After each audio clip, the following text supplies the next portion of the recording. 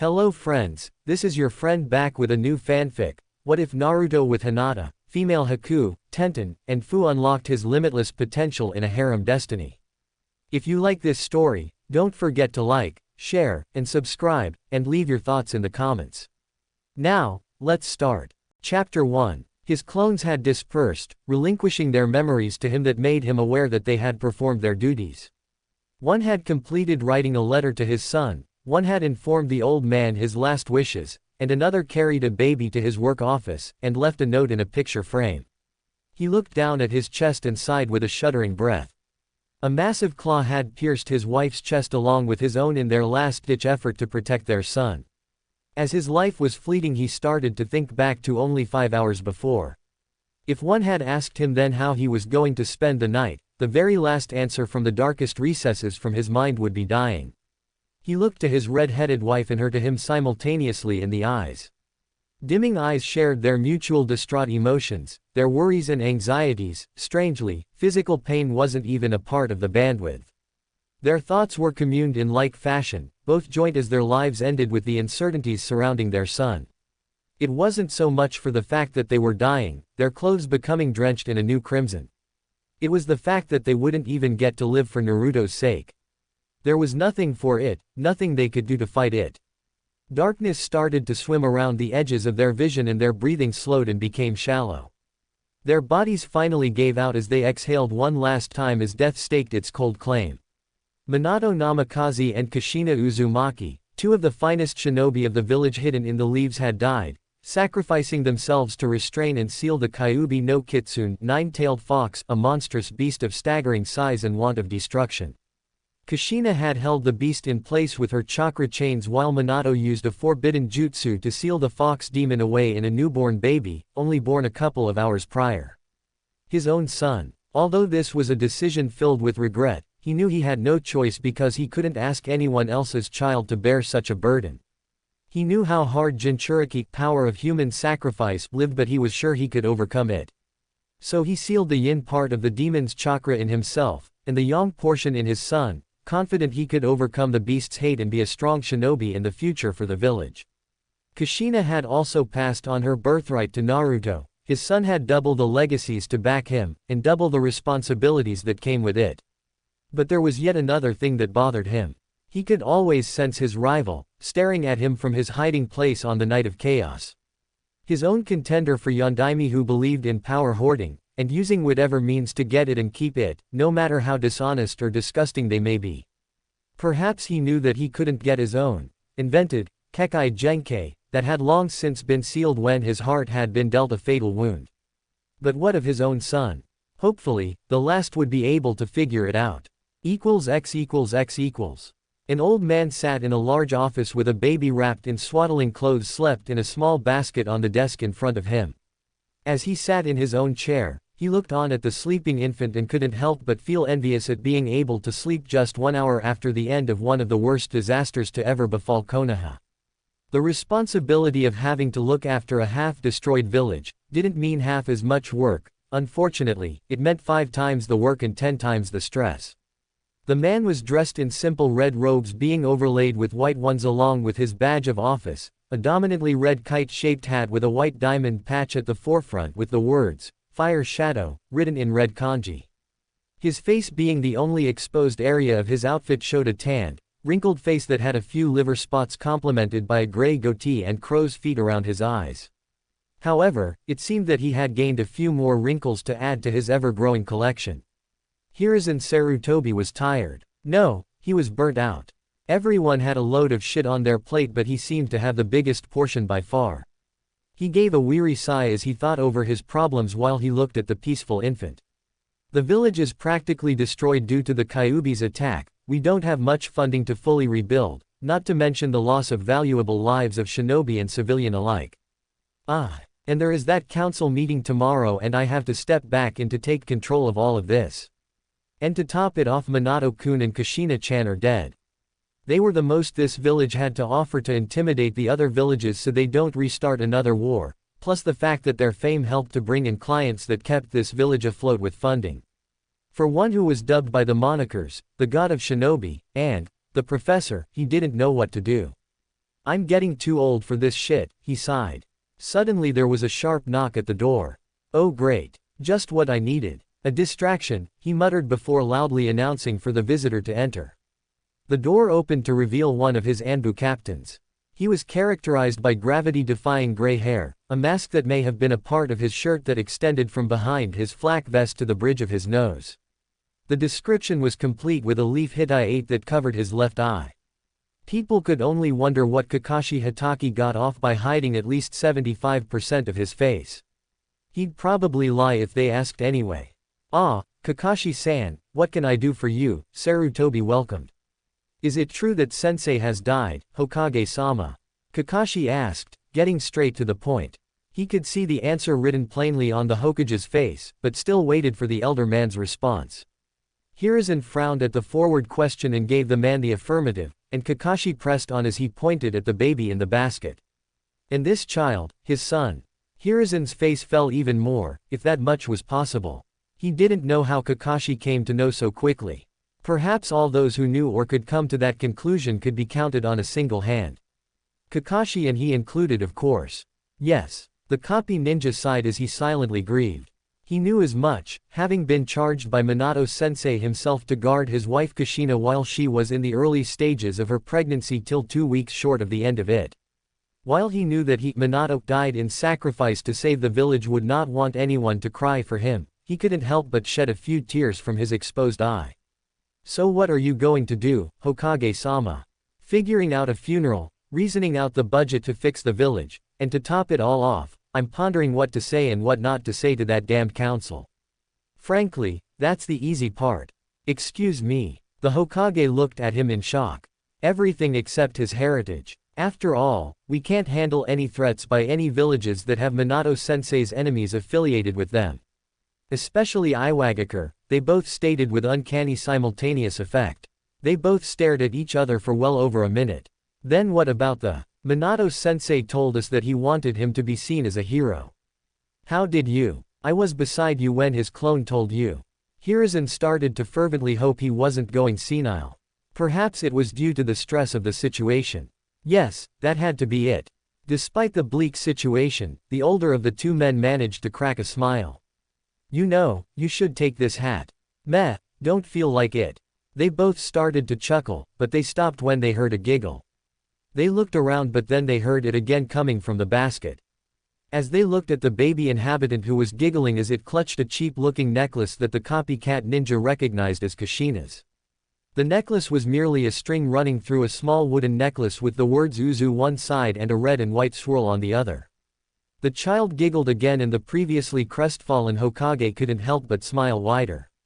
He couldn't help but think that things might get better after all. Chapter 2. The third fire shadow sighed as he stepped into the meeting chamber. It was going to be a long day. Looks like he was wrong about things getting better. Not that it started out peachy anyway. The council men and women of the shinobi and civilian factions had all gathered. All those who had survived the previous night anyway. A particularly nasty thought ran through his head as he thought about Mebuki Haruno. He briefly entertained the notion that she might have perished during the Kyuubi's rampage, but all hopes fled when he saw the woman's stoic face from behind a council man's head when said man shifted in his seat.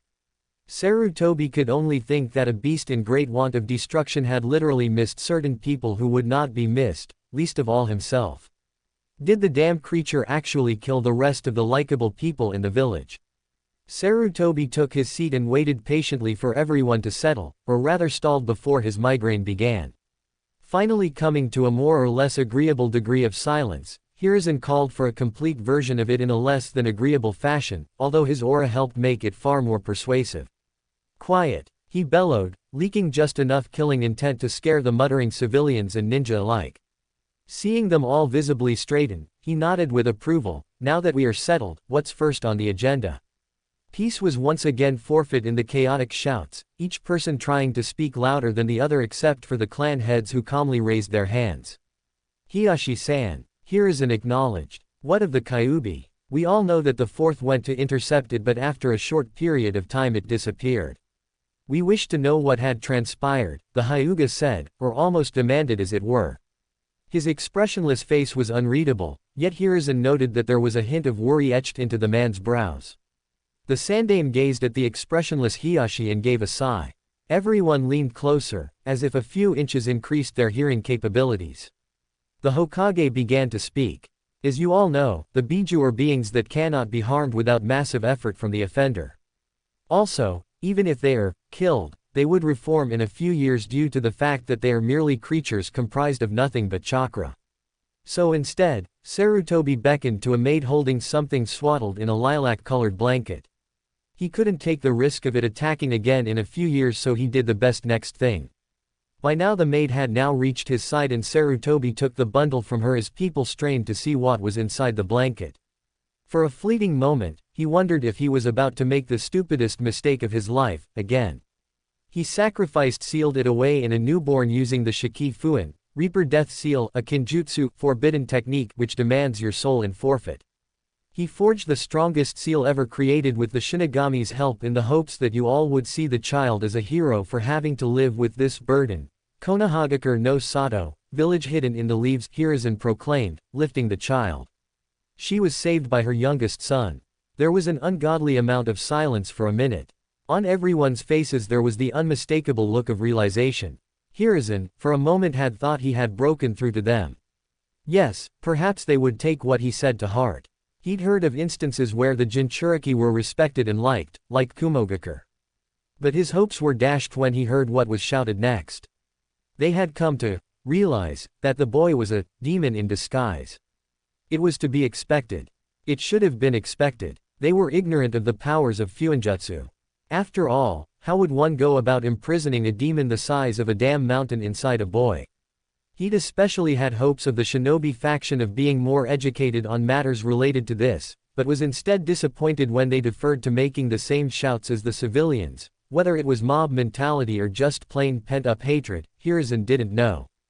Kill the demon. What the hell? The damn beast is still alive. Kill it now, Lord Third. My family died to that beast and the fourth left it alive. Those were just a few of those of the civilian faction. All of them were in hysterics.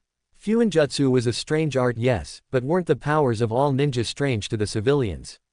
Granted, at first it did sound far-fetched for paper with ink scribbles to explode, but so was breathing fire, calling creatures from other realms, pulling bones from your body to fight with and seeing through walls. Albeit the shinobi present have to be able to suppress personal emotions. Not completely, but to a tolerable amount. Also, all of them had to various degrees in knowledge of the sealing arts and that it had virtually unlimited potential. But it was hard to grasp that it was still alive. They also called for its death, although they were trying to use logic in their speech. We should kill it now, Lord Third. The fourth sacrificed his life to make the Kyuubi vulnerable. After all, what is weaker than a baby? With all due respect, Hokage-sama, the child must be killed to destroy this threat. And so it went. On one hand, they were more respectful of his authority. But on the other hand, the message was still the same. The third was saddened. To think that no one would recognize this child for who he is, a hero. But then again, heroes were seldom loved in their own country. And Anbu quietly and slowly reached for his tanto. To anyone who would be watching, they would assume that he was prepared to act as crowd control, in case anyone decided to become physically offensive. His right hand finally completed its 30-second journey to its destination and gripped the handle of his weapon akin to a hungry predator on its prey that refused to let go. He then reached for his cyanide and nightshade pill and held it in between his molars. He then focused a minuscule amount of chakra that could hardly be sensed into his 30-second delay A-grade explosive tag and started to remember his wife, his would-be wife. Her father had never liked him, but despite the fact that his denial of their relationship, the two lovers had been set to elope on the 12th of October. He could easily recall her vivaciousness. It was one of her many qualities that he had found attractive. She was all over the place, writing this, trying on this, putting on that, going here and there mad with preparations. He was passionately in love with her and her with him. He was sure that after marriage he would quit being an Anbu, and slow down. Go on missions only once in a while and doing mostly routine village guard duty. As tears stated to drip freely from the inside of the mask on his face to the ground, he realized that the day he yearned for, that being the 12th of October, was no longer real. No longer within his reach. It wasn't coming tomorrow. 20 seconds. He thought of the corpse of his fiancée he had seen half buried under the rubble of their would-be shared home, the place they would have raised their family. Even so, in that tragic moment, he had to leave to fight her murderer, who had moved on to destroy another area of the village. But he had failed. He couldn't even get close to the monster. It had all been for naught. No, he firmly thought. It wasn't that it wasn't within reach. For him, there was no tomorrow. But he would join her today. 17, 16, 15. He dashed forward at the Hokage, who was currently holding the child in his arms. 14. The Hokage was caught unawares, but his reflexes saved him and the baby as he withdrew a kunai from under his robes, but quickly parried the tanto with the kunai in a reverse grip. 13, 12, 11.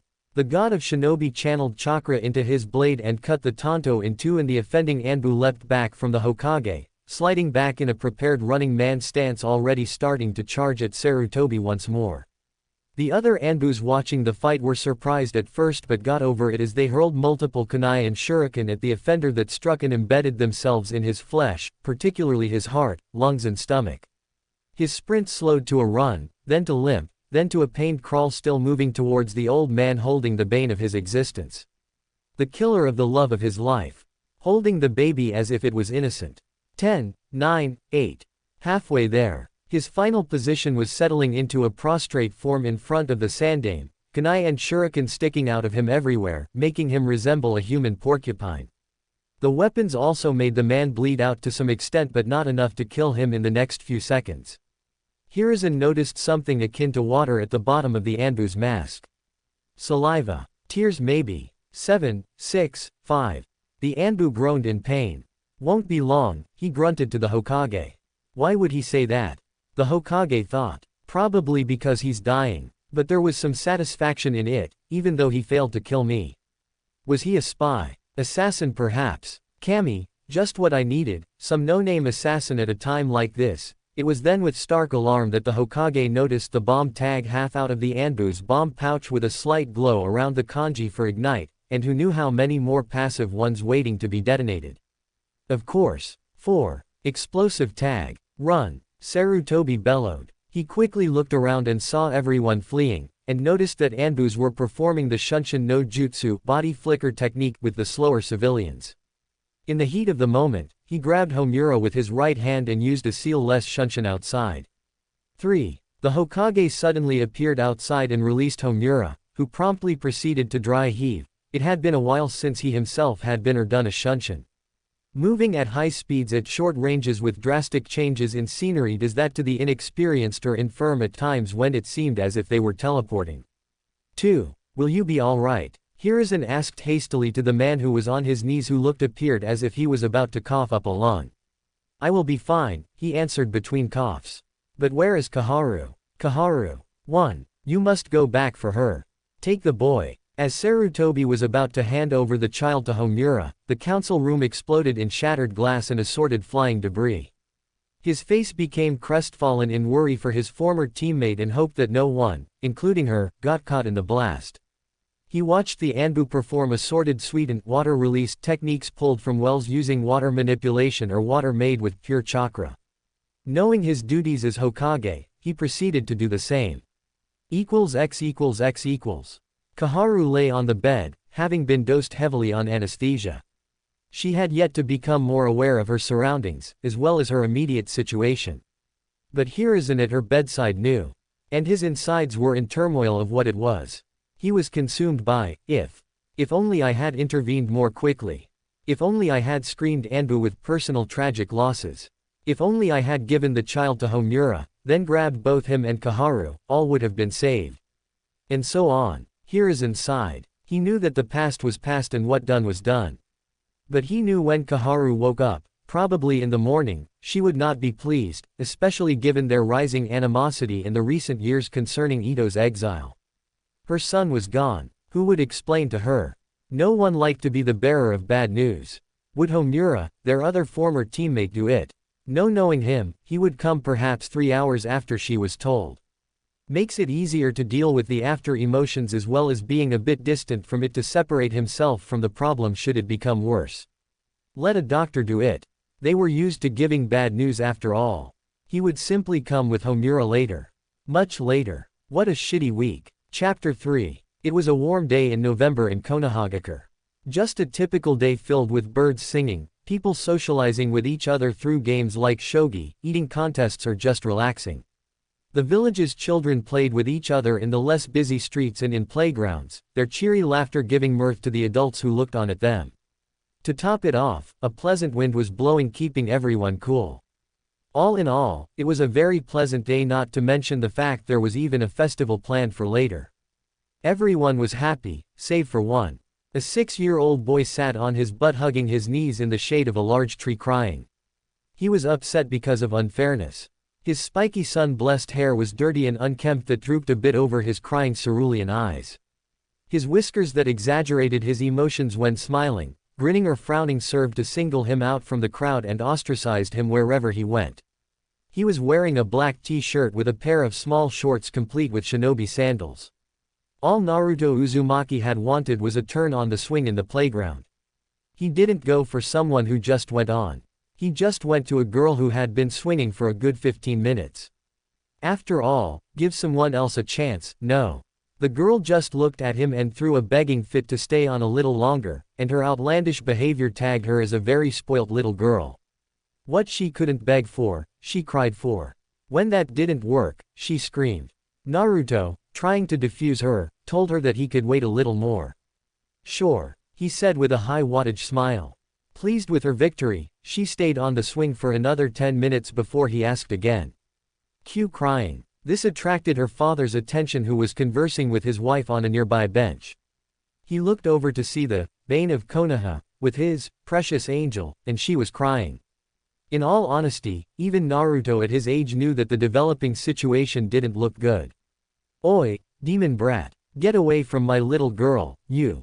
He shouted, already looking for a stick or rock or something to punctuate his sentence with on the boy's person. He finally found a rather large branch and rushed at the boy, determined to defend his daughter. Before he could hit the boy, however, 2 members of the Konoha police force, clad in their typical robes complete with their clan crest, a red and white fan, appeared out of thin air, grabbed him by the wrists and shoulders, and then all 3 disappeared. About 10 seconds later one returned and started to escort Naruto away from the scene. He was already familiar with how they operated, and just let them handle him however they wanted. The man's wife, however, let Naruto know how she felt about the whole situation. You damn demon, look at the trouble you've caused. First you pester my child, get my husband arrested. What next? Are you going to get me killed next? Why don't you just die and let us live in peace? This, spawn of the Q. That was as far as she got in her rant as another operative of said force appeared behind her and landed a cuff on the nape of neck, driving it upwards to the backside of her skull, effectively knocking her out. He then proceeded to grab the still crying girl and then disappeared with the 2 females in a swirl of leaves. The remaining patrons of the playground didn't dare do anything while Naruto was escorted away by the first. Nothing that could get them into trouble anyway. Glaring and upset whispering was not punishable by law. The miserable boy, no longer able to rein in his emotions, burst into tears and ran away from his handler into the woods. The Uchiha, deciding to give him some space, proceeded to shunshin away to return to patrolling. The boy pumped his short legs as fast as they could carry him. He had no real destination. It could be anywhere, so long as he could get away from the cold glares, angry murmurs and unfairness. The boy was about to pass a large tree under which he tripped on one of its great protruding roots at his top speed.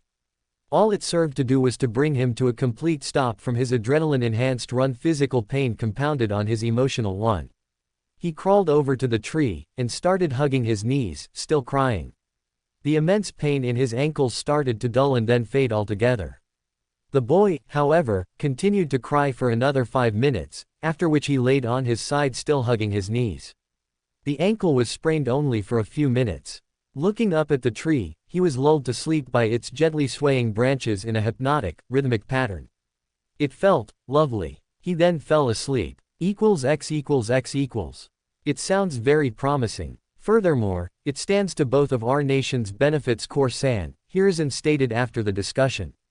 Without a doubt, Hokage Dono, the ambassador replied. In addition to sharing trade routes, we will be able to open new ones, greatly increasing financial assets of our respective villages. We also stand to gain militaristic clout when we assist each other in conflict. Excellent. The Hokage beamed. The council won't need long to deliberate this. It doesn't warrant much to ponder over, seeing that the answer is as plain as black and white. In the meantime, I trust that you will find your accommodations to your liking. You shall be able to stay as long as you wish, Sarutobi went on, a bit eager to please. The Kyuubi attack 6 years ago had put a seemingly bottomless hole in the treasury that desperately needed filling, hence the reason the Hokage wanted this treaty to go through. It was more or less kissing, not that he would admit it to anyone. Much obliged, Hokage Dono. I certainly shall. At a discreet signal, 2 of his masked Anbus appeared. Anbu, please show our guests to their accommodations for the night. As the Kumo nins left to be escorted to their hotel, the elderly Hokage smiled. This was his first true smile in 6 years. Finally, things were going to get better for the Hidden Leaf. They badly needed a win. Yet, somehow, it felt off. Like it was too good to be true. He hoped he was wrong. X equals X equals. It looks to me that the Raikage was right. We made him an offer he just couldn't refuse, and it really shows that they're desperate for the money to rebuild. The damn tree huggers. Core Jinsaku was pleased. While he knew he was on a potentially suicide mission with his guards Keiji and Aizu, he knew that his death would consolidate more power to his home, the village hidden in the clouds. What are the next steps, Core? Aizu quietly asked. His patience wearing thin, Core nearly yelled. Speak up, man. Damn, I'm tired of always having to read your lips to know what you and Keiji are saying. You know it is in our nature for being born of the Saranto clan, Aizu quietly stated, completely nonplussed by his cohort's exclamation. Well, at least you're not as bad as Keiji. Barely says 5 words in a whole year. Anyway, we all know what to do. Both of you will get into the Hyuga clan compound and retrieve the heiress. They should all be focused on Lady Hitomi having contractions. Keiji, do you have the concentrated time essence? Keiji gave a small nod. Good. Keiji dropping the time essence in her tea, or even releasing it in the air in her room should cause her to have premature contractions. While everyone is fussing over her, we will acquire the heiress in the confusion. Having these Horikuya clan members will further help this endeavor, considering they don't have chakra coils, but instead purely manipulating yin and yang release to use stealth techniques. They should be, theoretically, invisible to the Byakugan dojutsu. Then Aizu will fetch me the girl and I'll use my swift release to get back to Kumo, leaving behind a clone with my cohorts to ensure we are not suspected, leaving at the time we told the Hokage. We will have the Byakugan, and Konoha none the wiser until it's well too late. We're heading out 1 hour after the festival starts. People not drunk by then will be halfway drunk, as well as almost all the shinobi off duty. That's our best time. Both of you shall approach the compound from the southeast forest. According to our intel, that area is the least guarded. Going with logic, should be even more so because of the festival tonight. Is that understood? Yes, Aizu affirmed, with Keiji nodding in his response. Very well. Lady Hitomi is having contractions. What? It's 2 months too early. Unusual, yes. But we have to get her to the medical wing. X equals X equals. Hey, went off without a hitch. Once I've crossed the border, Kumo will win. Core muttered. Keiji and Aizu will have gotten back to the hotel with my clone, looking reserved by morning, as if we don't know anything. As if. He laughed. He adjusted the drugged girl more comfortably for running before channeling even more of his innate swift release and took off even faster, practically faster than a blink. So fast that he noticed it too late. A stick of some sort had caught him in the face, right in the nose, and broke it. The child flew from his arms into the air. Even in his pained state, he saw the child flying into the air and he panicked. He didn't progress this far in the plan, just fail because he ran too fast to notice a stick in his way. A stick. He followed through with that train of thought as he got up and ran towards the spot he predicted the child would fall, seeing its general trajectory. A stick from one of these local trees should be supple, scratching my face as it bent, not flat out striking me as if it were as inert as a thick branch or something artificial and man-made, like metal. Here his thought came to an abrupt halt as he saw the child disappear at the apex of its journey in the air, apparently due to someone or something's intervention. What? Who's there? He hissed in confusion, looking around wildly. Over here. He turned to the source of the voice animatedly, only to see a man sitting on a tree stump holding the toddler against their chest. Core, getting upset, charged at the stranger with his swift release, but at the last second, his fist hit a purple barrier of sorts. He drew back his fist and lunged with a kunai only for it to be harmlessly repelled to the side, the barrier only appearing when external contact reached within a few feet of the man. You mind not doing that? You might wake up the girl. He looked down at the girl, wondering how she hadn't awoken as yet.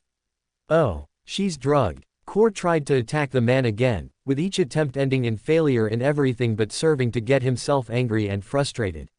With his anger reaching its peak, he resorted to jutsu, almost uncaring if he hurt or killed the Hyuga heiress.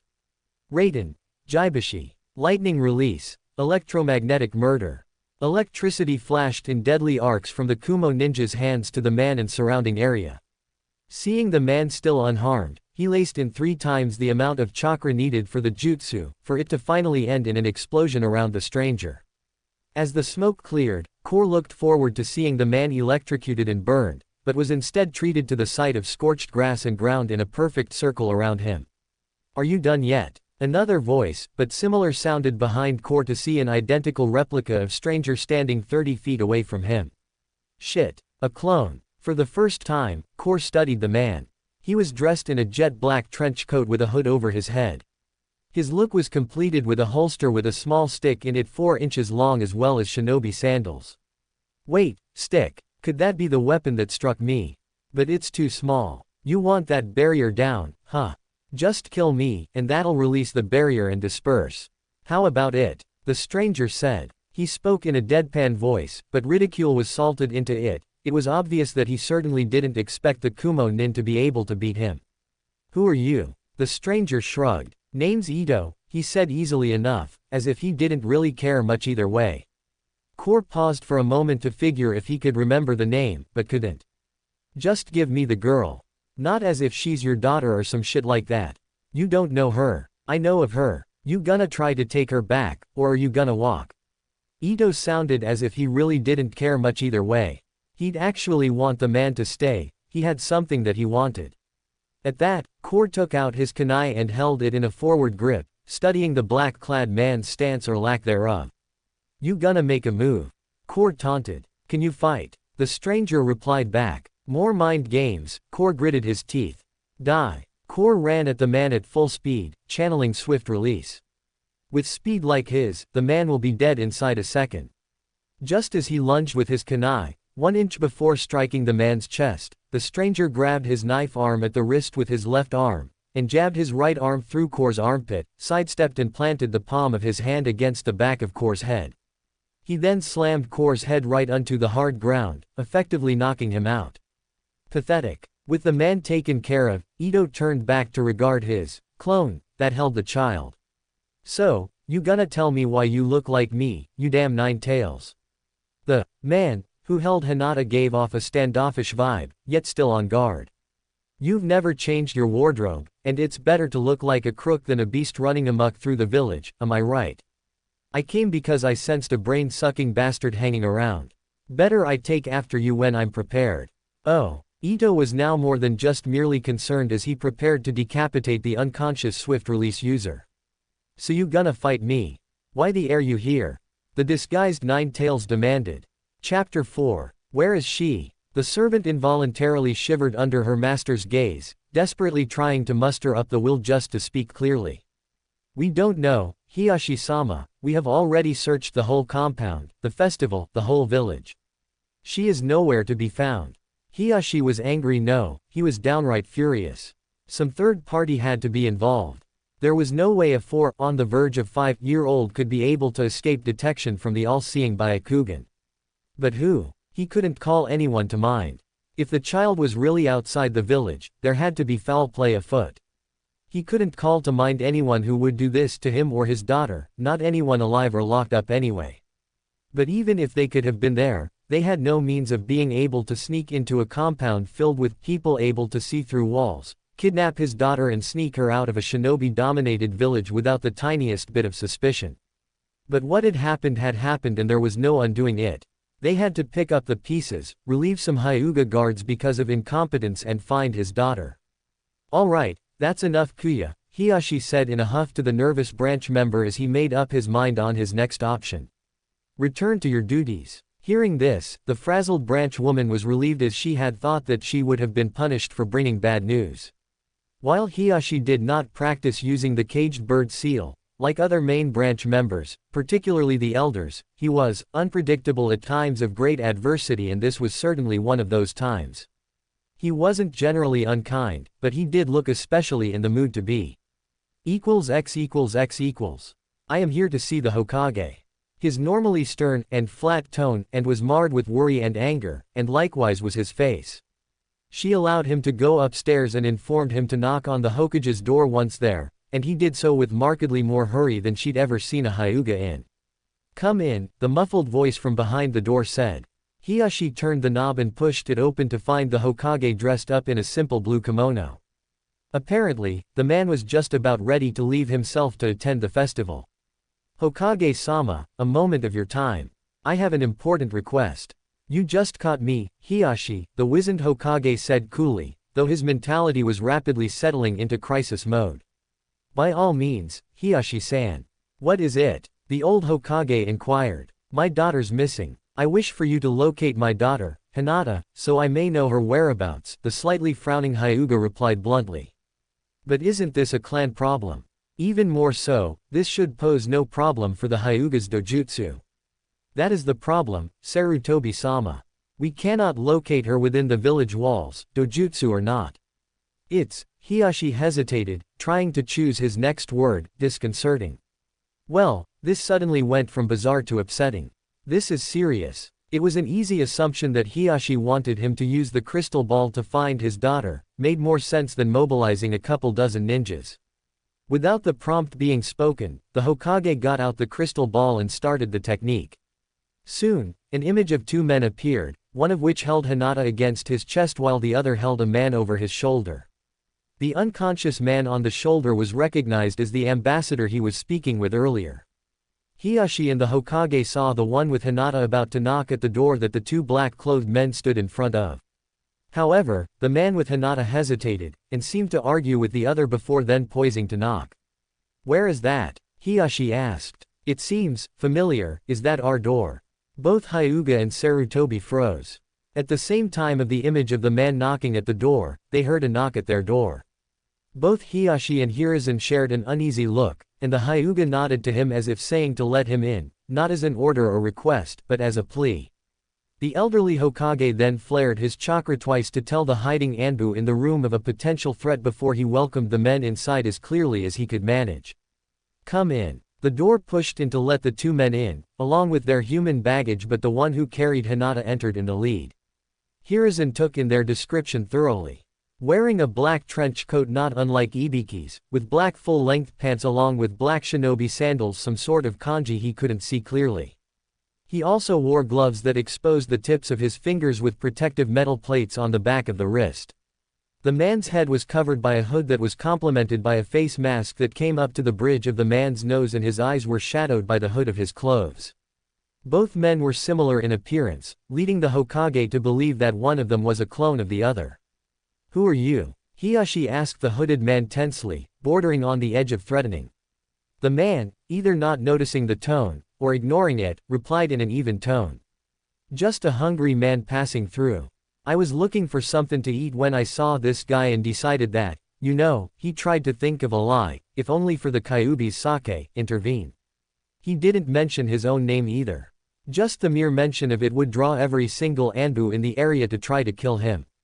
Furthermore, given by how vague he was, everyone realized that he didn't care to tell them his name, and chose to ignore that fact. Explain yourself. We wish to know what transpired. The Hokage requested, now calming, seeing the mysterious man is no longer a threat, not now anyway. His Anbu were still on standby, but he didn't tell them to stand down. He himself wasn't relaxing either, and he was sure that Hiyashi was the same. Simple. This, your daughter, he gestured to the sleeping girl. Was kidnapped by this man, he nodded at the still unconscious man, and I stopped him before he reached the border. Judging by he said, Kumogakure was just after the Byakugan dojutsu. Hiruzen interlocked his fingers in interest. Could you describe what happened? We stopped him, that's all you need to know, the clone said, speaking for the first time.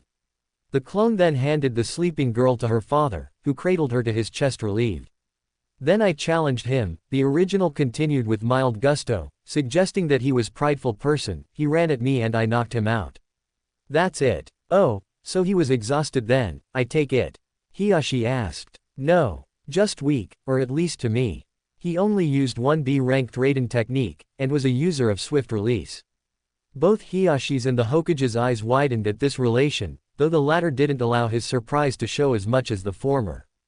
Knowing of the incredible speeds that came with this release as well as the added perks that came with having a Kekkei Genkei, plus the fact that it was a certainty that the ambassador was a skilled shinobi. The man before them was powerful. Period. Seeing as you intervened in our favor, I take it you're affiliated with Konoha then?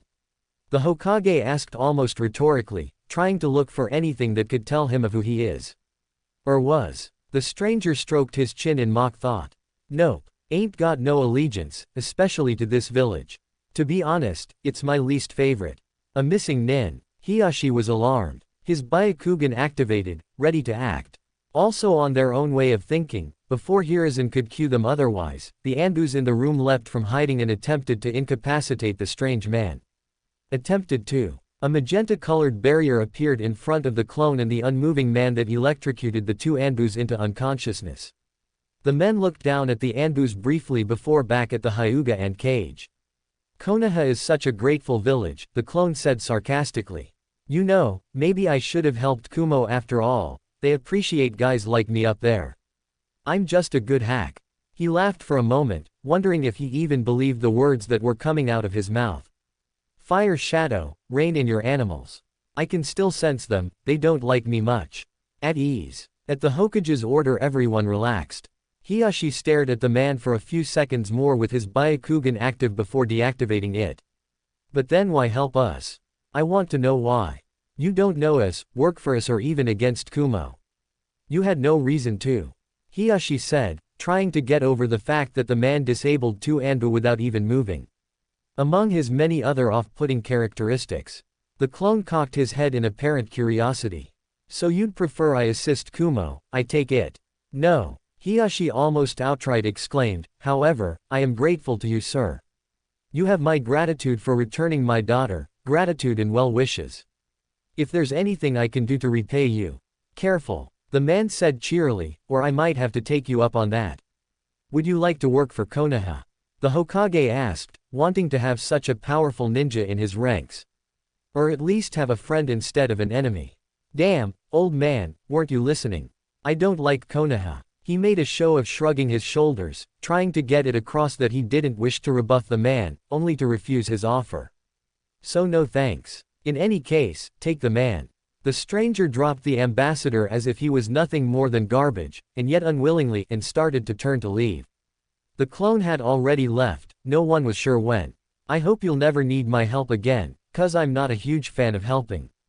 But about what you said about being grateful to me, I dig that, methinks I'll take a favor later on if I need it.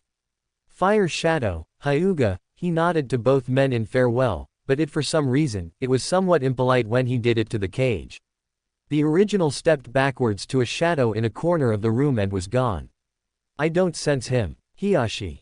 Hiruzen whispered. At the prompt, Hiashi walked to the corner and felt it and his hand came away with nothing. Why didn't you use your Byakugan? The aged cage asked. Remember when I had my Byakugan activated earlier? Yes, of course. When I looked at him with it, he vanished. I could only see him without it. The Hokage was baffled. That is unheard of. Who is that man? Chapter 5. A lone boy slowly returned to the waking world he had left sometime before. He wiped away the matter encrusted at the edges of his blue eyes with his sensitive hands. It felt as if they were being punctured with pins and needles. He must have fallen asleep on them and cut off the blood flow to an extent. He sat up, trying to get his bearings before remembering, and mournfully contemplating the events of what had happened to him at the playground. The mean looks, the lady, and what she had said, something about him being the spawn of the nine. Nine something. He didn't know because the woman didn't get to finish her sentence. What did she mean? I'll just ask Gigi. I bet he knows all the stuff in the world. He thought with ending finality. So long as the man didn't somehow distract him from his questions like he sometimes did, Naruto felt that he should be fine. When he had gone to sleep, it was after midday. He didn't have enough discernment to realize that the shadows currently were being made by an eastern sun, almost directly overhead. He looked up at the tree and smiled. He felt fully rested. He'd had a really good nap. What he failed to realize, he had lost a full day while he was asleep. He ran home, and his cheaply made red and white necklace glowed a faint white. Deep inside, the Kyuubi grimaced to itself, wondering how he was going to explain to his container that he was in trouble. Nay, perhaps later when the boy was older and sensible. Much later. X equals X equals. The lavender-eyed girl woke up and gave a small yawn. As her lavender eyes adjusted to the bright light streaming through her window, she suddenly noticed that her mother was sitting on the opposite side of the bed, smiling at her. "Good morning, Hinata-chan," she said happily. The young girl hadn't even fully awoken yet, and was barely able to return the courtesy, leading the mother to believe that she was drugged and some of it was still in the girl's system. "How are you feeling?" "I still feel very tired, Okawa-san. As if I haven't slept at all." That only served to affirm her suspicions. Hitomi decided to let her daughter to return to sleep, hoping that she could perhaps sleep it off the rest. "Very well, Hinata-chan. You may go back to bed. You don't have to go to your private lessons today. However, you will speak to your father when he calls for you, is that all right? He wants to speak to you about last night." "Hi. I love you, my Masumi."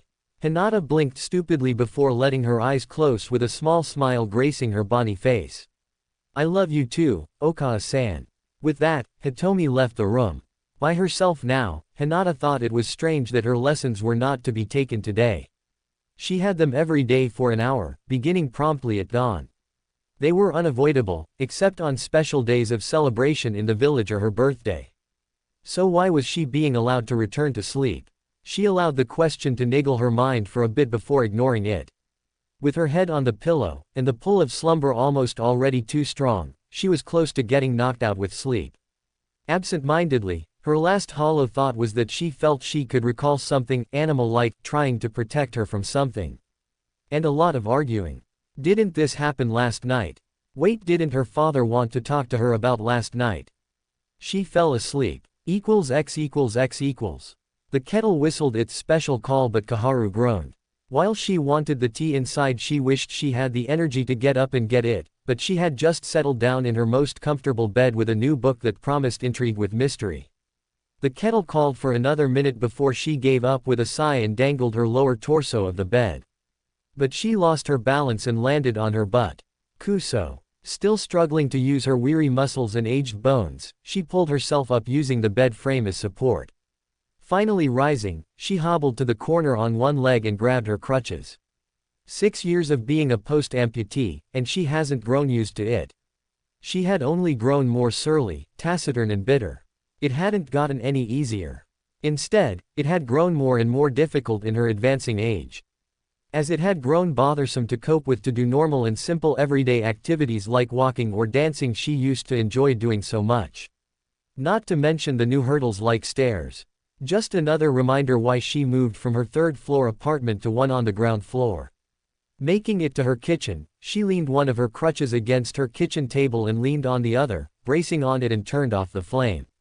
She then poured the hot beverage into a cup and set it down, and not a moment too soon. Phantom pain had set in on her amputated left leg, making her grit her teeth.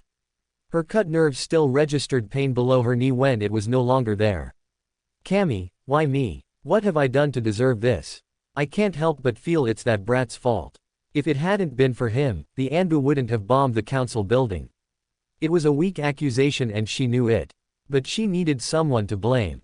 Tears streamed down her face as she wished for relief from the pain. Both physical and emotional. "And Ito, my son. Where is he? I don't even know if he's still alive, what with Hiruzen keeping him from me with his damn exile. Doesn't he even care?" Ito was a lot of things. A crook, maybe. Too determined and ambitious for his own good. Definitely greedy, and strong too. Hell, he was even one of the nominations for Yondaime in competition along with Orochimaru and Minato. But he was never around, especially in times like this when she missed him and wanted to see him. Where was he? Chapter 6. Naruto fidgeted uncomfortably in his seat before letting his head hit the desk as he suffered through his teacher's, or sensei as Iruka's ego would prefer, boring lecture, not wanting to look through the window anymore. Bemoaning the loss of what looked like a day perfect to be anywhere else doing anything else, he allowed the sound of the man's teachings to break down into a background monotone. Winding down in his ministrations to his class, Yumino Iruka smiled as he thought of all the young minds he was passing down his knowledge to. And that's why ninja wire is so strong, he trailed off when he saw a spiky mop of bright blonde hair far too close to the desk, indicating that the owner had his head down again for the third time that morning. Naruto, wake up! Iruka shouted, stopping right in the middle of his lecture to chuck his eraser at the seemingly asleep Uzumaki, just to let him know just how much he appreciated the boy napping in his class. I wasn't sleeping, Naruto shouted while lifting his head. Depending on varied opinion of whether it was fortunate or not, when he rose up, the eraser clocked him squarely between his eyes. Ah, serves you right. If you were paying attention, you wouldn't have gotten hit. Save for a very select few, the whole class erupted in a laughing riot. There were the usual jeers and teases that were duly expected from a class of children, be it that they were ninjas in training or not, but one comment in particular stood out to him, that remark coming from the pretty girl he liked with the pink hair. Faye, Sasuke-kun would have dodged like a pro. Ah, what, Sakura-chan? I didn't have time to dodge. She stomped over to him and gave him her rebuttal, that being in the form of a 4 knuckles drilled into his head. Quiet, Naruto baka. Needless to say, he now had a large bump to match with the welt on his face. Itai. Alright, cut it out everyone. Iruka demanded, trying restore order to his class. More or less successful after a bit, he refocused his attention on the Uzumaki. Naruto, sorry for thinking you were asleep, but you need to keep your head up and pay attention. You know that you're not exactly the fastest, so you need to put in more effort to learn. Okay. Naruto grumbled something about already knowing the subject matter that the man was teaching, but was only not able to remember it. Deciding that he'd lost because of this facet, he tried to look apologetic despite being irritated. Hi, Iruka-sensei. Now throw me back the eraser. Feeling that the man needed a bit of comeuppance, Naruto reached under his desk where he kept a small stockpile of prank items hidden, and withdrew something that was certainly not an eraser. Here you go. Catch. Iruka stared large-eyed to see a large yellow balloon coming at him that seemed to have suspicious contents coming at him. Before the balloon filled with pink paint even made contact, Naruto had already beaten a hasty retreat out the window. Iruka's yell of surprise was cut off, and was soon followed by one of indignation. Pink paint. Naruto. I'm gonna get you for this. Iruka yelled, exasperated as he tried to smear off some of the paint off of his face with an equally paint-ridden forearm. The class stared at him, not knowing whether to poke fun at him at the risk of incurring the man's wrath, although Ino soon made a deliberate observation. Iruka's all pink. It's such an awful color. That's my hair color, Ino pig. Billboard brow. The two girls stomped over to each other, insulted each other some more, which led to a catfight over Sasuke's love life. As Iruka looked on, still covered in pink paint, he did the only thing he could to salvage some esteem in his students' eyes, and give himself a chance to leave under the impression that he wasn't completely upset. Class, break for lunch. Immediately, the class rushed past him through the door outside, and when the room was empty except for himself standing in pink puddle, he wondered if it was Naruto's specialty to make a class go from order to chaos. Deciding to leave him be for the rest of the day, he went to tell Mizuki to take over the afternoon class while he got himself cleaned up. X equals X equals. Damn, I nailed him with that one, he didn't even see it coming. I wonder what he was yelling though. I'm gonna get you. Meh, whatever. The Bond ran through the busy streets eager to get to his favorite and only place to get lunch. The fact that the streets were parting as if to give him free way didn't escape his notice. Hey, at least that's a perk. They leave me alone. I should be grateful. They don't beat on me like they used to. I think I can still remember everyone, every single person that's done me wrong, it's in my mind somewhere. I'm gonna get stronger, just to show you bastards that I didn't need your help to get where I'll be. Maybe you'll be sorry then. He hoped they would be sorry. Finally slowing to a stop, he saw that he had arrived. Lifting one of the privacy flaps, he saw two of his most favorite people inside. They were his especial favorites when he was hungry. Hey Oji-san. Hey, Ayame Oni-san. Hey there, my #1 customer. Ichiraku hailed, smiling. His welcome was both a fact and a compliment, and he was sure that the boy was aware that it was both. Ayame beamed when she saw the boy coming, and did her best to ignore the fact that two other customers at the other side of the establishment leave when they saw Uzumaki enter. How are you guys? Naruto asked. We're doing well. You. The boy shrugged casually, knowing his own emotional turmoil but not wanting to share it. Oh, the usual. I got bored in class and pranked Iruka-sensei. Maybe I can top it tomorrow. Naruto gave the two of them a fox-like grin. Again, Ayame asked, sounding a bit displeased. Not that she would ever tell him. Ayame liked to hear about his pranks, or more specifically, seeing how it was therapeutic to him. Again, you would think he'd learn by now that I don't put water in my balloons. At least I didn't use oil paint this time. I've got a heart. So how many bowls are you having today, Naruto? I'll going to be honest with you, my radio just died, and I'd like to get a new one. Cutting him off in line, his daughter chastised him for his insensitive comment as he tried to mollify her. I was only joking. The elder Ichiraku chuckled. The usual. Yes please. For once, he prepared to sit still as he waited for them to prepare his favorite meal. From the perfectly round dumplings, to the blemish-free pork and chicken strips, the smooth noodles that slid down the throat to the delicious broth that warmed his stomach comfortingly. As expected, Naruto lost his patience to his hunger-induced fantasies. Oji-san, I'm dying of hunger. Naruto whimpered like a struck dog. You're so melodramatic. Here it is. With that said, Ayame placed down a miso ramen, another one with pork, and her father came out with one that didn't smell entirely right. Naruto's nose twitched. Oji-san, is that? Yes, Naruto. You haven't forgotten, have you? It's Tuesday. No. He was about to get up and run, but Ayame reached across the counter and caught him by the scruff of his shirt. No. Come on, Naruto, the Hokage ordered us to give it to you. So hey, methinks that if you become a kage, you can cancel it and force him to eat it when he's retired. She knew it couldn't happen, and he knew too. He still appreciated her sense of humor, and it helped bolster him a little bit. You bet I will. Now let's get it over with.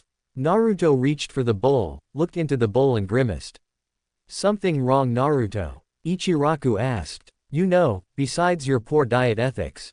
It's an abomination. It's soup. Ayame deadpanned in response to the boy's melodrama. And I tried my best to make it more tolerable for you. I even had them soaking in miso spices overnight. Ayame replied in a complaining tone. Naruto looked into the bowl. Instead of being filled with noodles, meat and dumplings, it was filled with spinach, broccoli and Brussels sprouts. Damn. Well, itadakimasu, he said hesitantly. He looked back over at Ayame, who was waiting expectantly to eat. Well, if she could put in extra effort just for him to eat vegetables, maybe he could reciprocate. Maybe if he'd had more than one choice in restaurants, Naruto figured that he'd stay right here. They kind of reminded him of his family in Wave Country. I love you guys, he grumbled almost humorlessly, but I hope you know that I love you less on Vegetables Day. They smiled. X equals X equals. So, Sasuke-kun, do you wanna?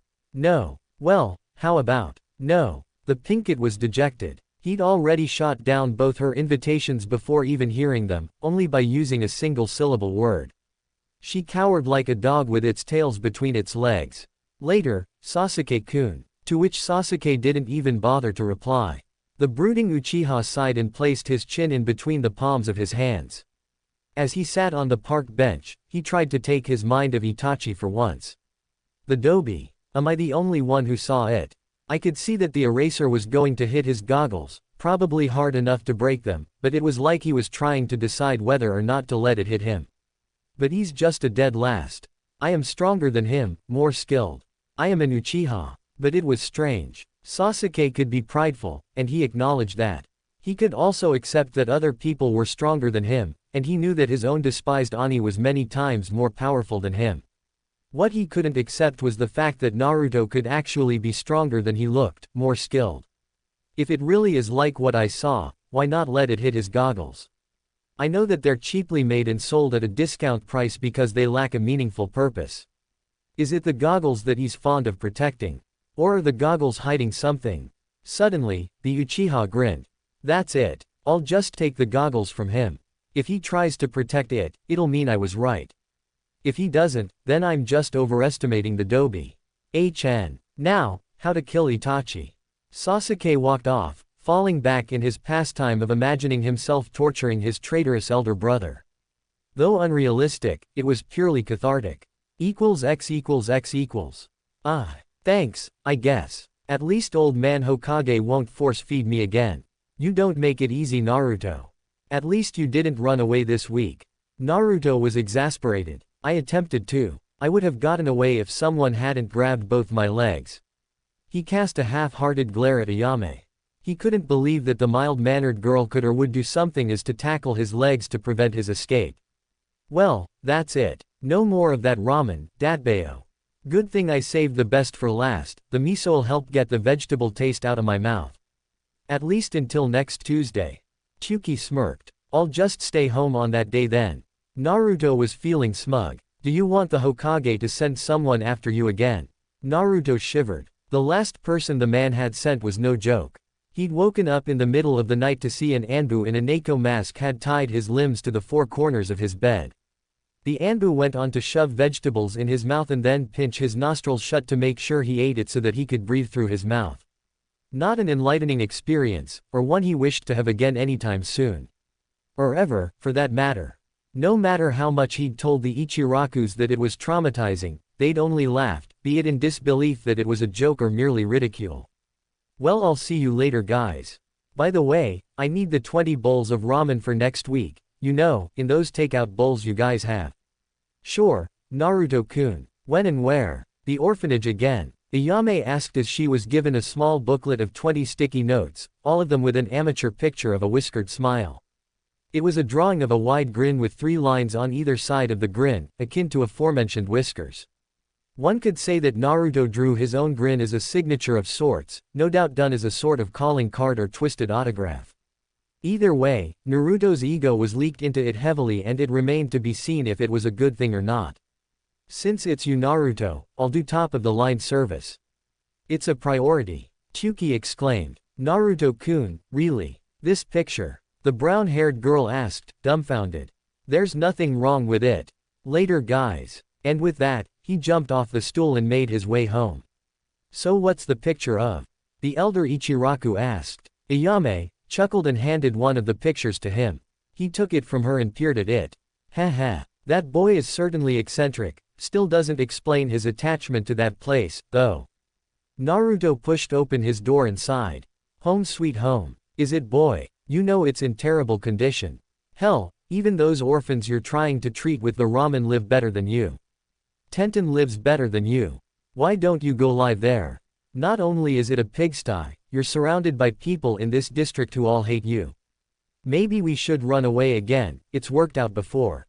Oh, what? Kyuubi. Naruto answered in his mind, taken aback that he was being spoken to by his inner Biju. He was usually quiet. Isn't it your personal rule to only talk when I talk to you? And you know why I don't live at the orphanage. You're the reason. Besides, I'm not about to do something stupid. Do you take me for a fool? No, I take you for an idiot. What's the differ? Wait a minute.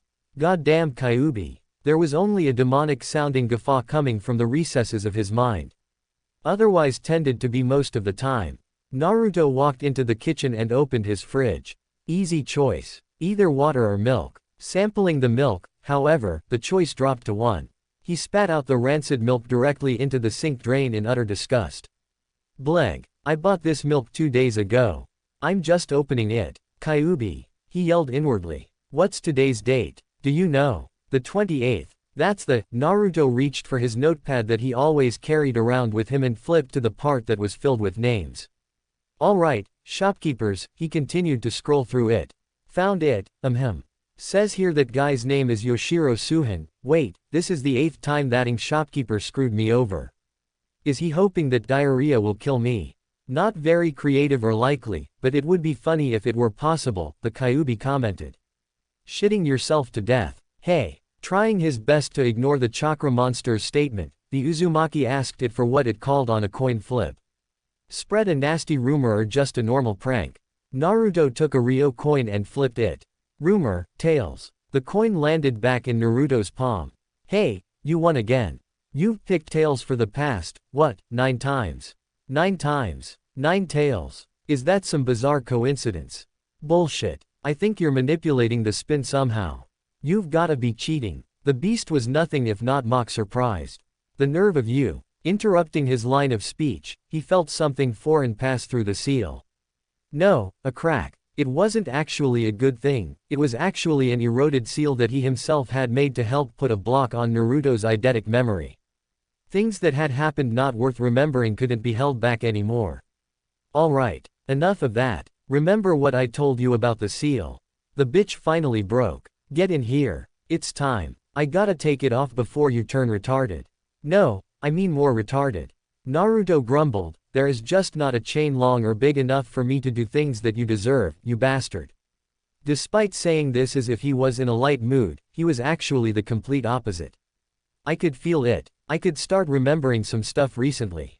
Like my birthday beatings, but in flashes. And some dude dressed in black that I'm supposed to kill. I thought I had more time. I don't wanna remember all that. I'm happy now, aren't I? The kitsune did not answer for a while, but when he did, it was solemn. You can't afford to live in bliss anymore. Naruto put everything in order in the house before he laid down on the bed, as straight as a board with his arms at his sides. He tried to think of nothing at all, but soon, the seal embedded in his mind like a fishhook was slowly ripped free, and he couldn't stop himself from yelling his hurt until he fell unconscious.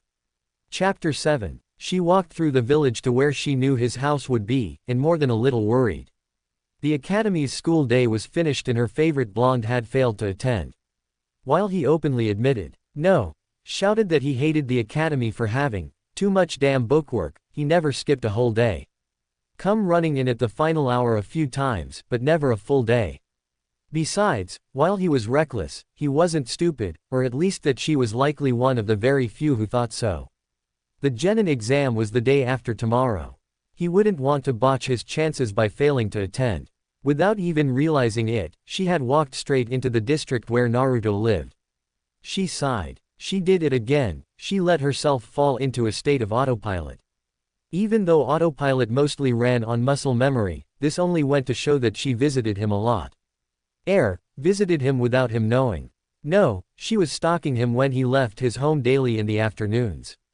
I could use his absence as an excuse to visit him. If he's there. What if he isn't? What if something bad happened to him? Should I talk to somebody about it? It was too easy for her to get caught up in doubt, and what was worse was that it usually low-key led to self-doubt. What would I do if he doesn't want to see me? It was a rather pitiful state of mind, she reasoned, and she was fully aware of why. While she was pressured to be a perfect heiress for her clan, especially the elders, she got some constructive help from her mother as well as her father from time to time. She did not have any ambitions such as becoming the head of the clan, nor her sister, and this detracted a lot from her drive to perform well. As for Hanabi, she merely wanted to be the first of the Hyuga capable of incorporating elemental chakra into the Juken gentle fist. It was presumed impossible, but that was the primary and ironic reason why Hanabi wanted to be the one to do it. Neji was even being considered to be a fallback heir, being born so close to the main branch as well as being a prodigy of the gentle fist style in more than 5 generations. But he was particularly cold. He seemed to have some vendetta to everyone but his parents. Perhaps only he knew. Perhaps the cause of her shy personality and self-doubt could be due in no small part to him. Suddenly, Hinata found herself in front of Naruto's apartment building and she sighed. She had been on autopilot again. However, this poor mental reflex seemingly sabotaged her by leaving her to try to actively think about what her next move should be. When a while had passed, she realized that she had been standing as still as a statue with her hand poised to knock for more than 10 minutes. What if he doesn't want to be disturbed? She pondered using her Byakugan. It seemed like the safest solution. If he's doing anything that seems important, I won't disturb him. If he's casual, I'll knock and request admittance. She formed her unique dojutsu hand seal. Byakugan. Her dojutsu immediately pinged into use with veins bulging around her eyes, enhancing her eyesight with the extra chakra. That must be him in the bedroom on the bed. Is he sleeping? Maybe I should just leave. But she looked on a little longer. Something felt off. She knew that Naruto did not take afternoon naps. He was too hyperactive for that. Besides, he would have been training at this time. And why was he lying down in that position, akin to a dead man? And his chest wasn't moving. It was as if he could be, well, dead. That was when she finally processed that last thought.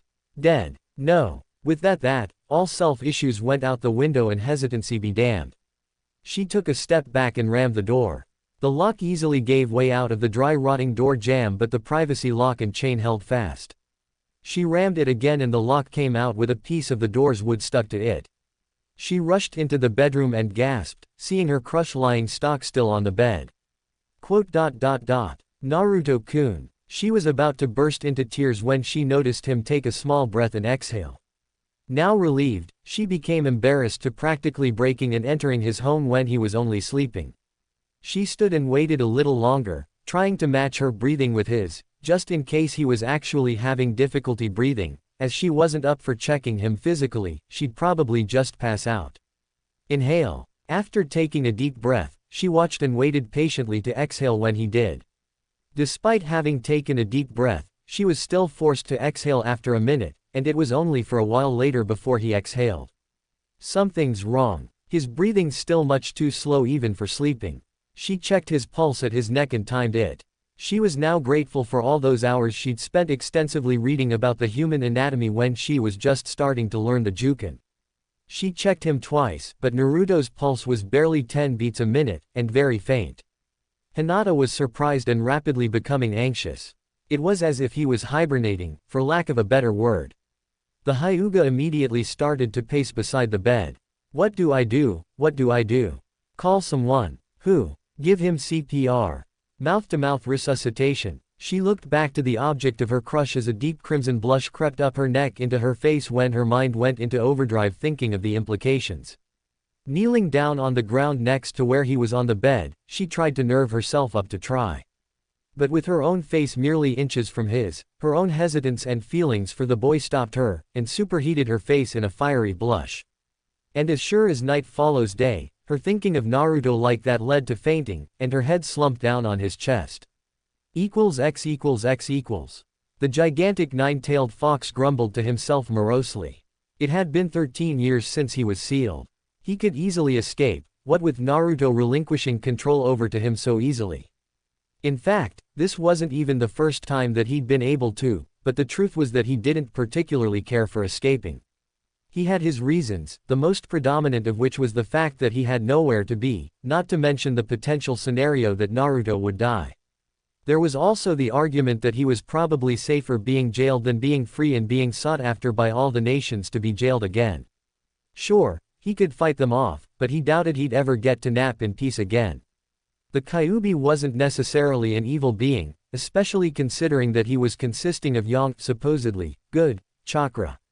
Regardless of this, mentally, he was a neutral being and did things when he felt given to act.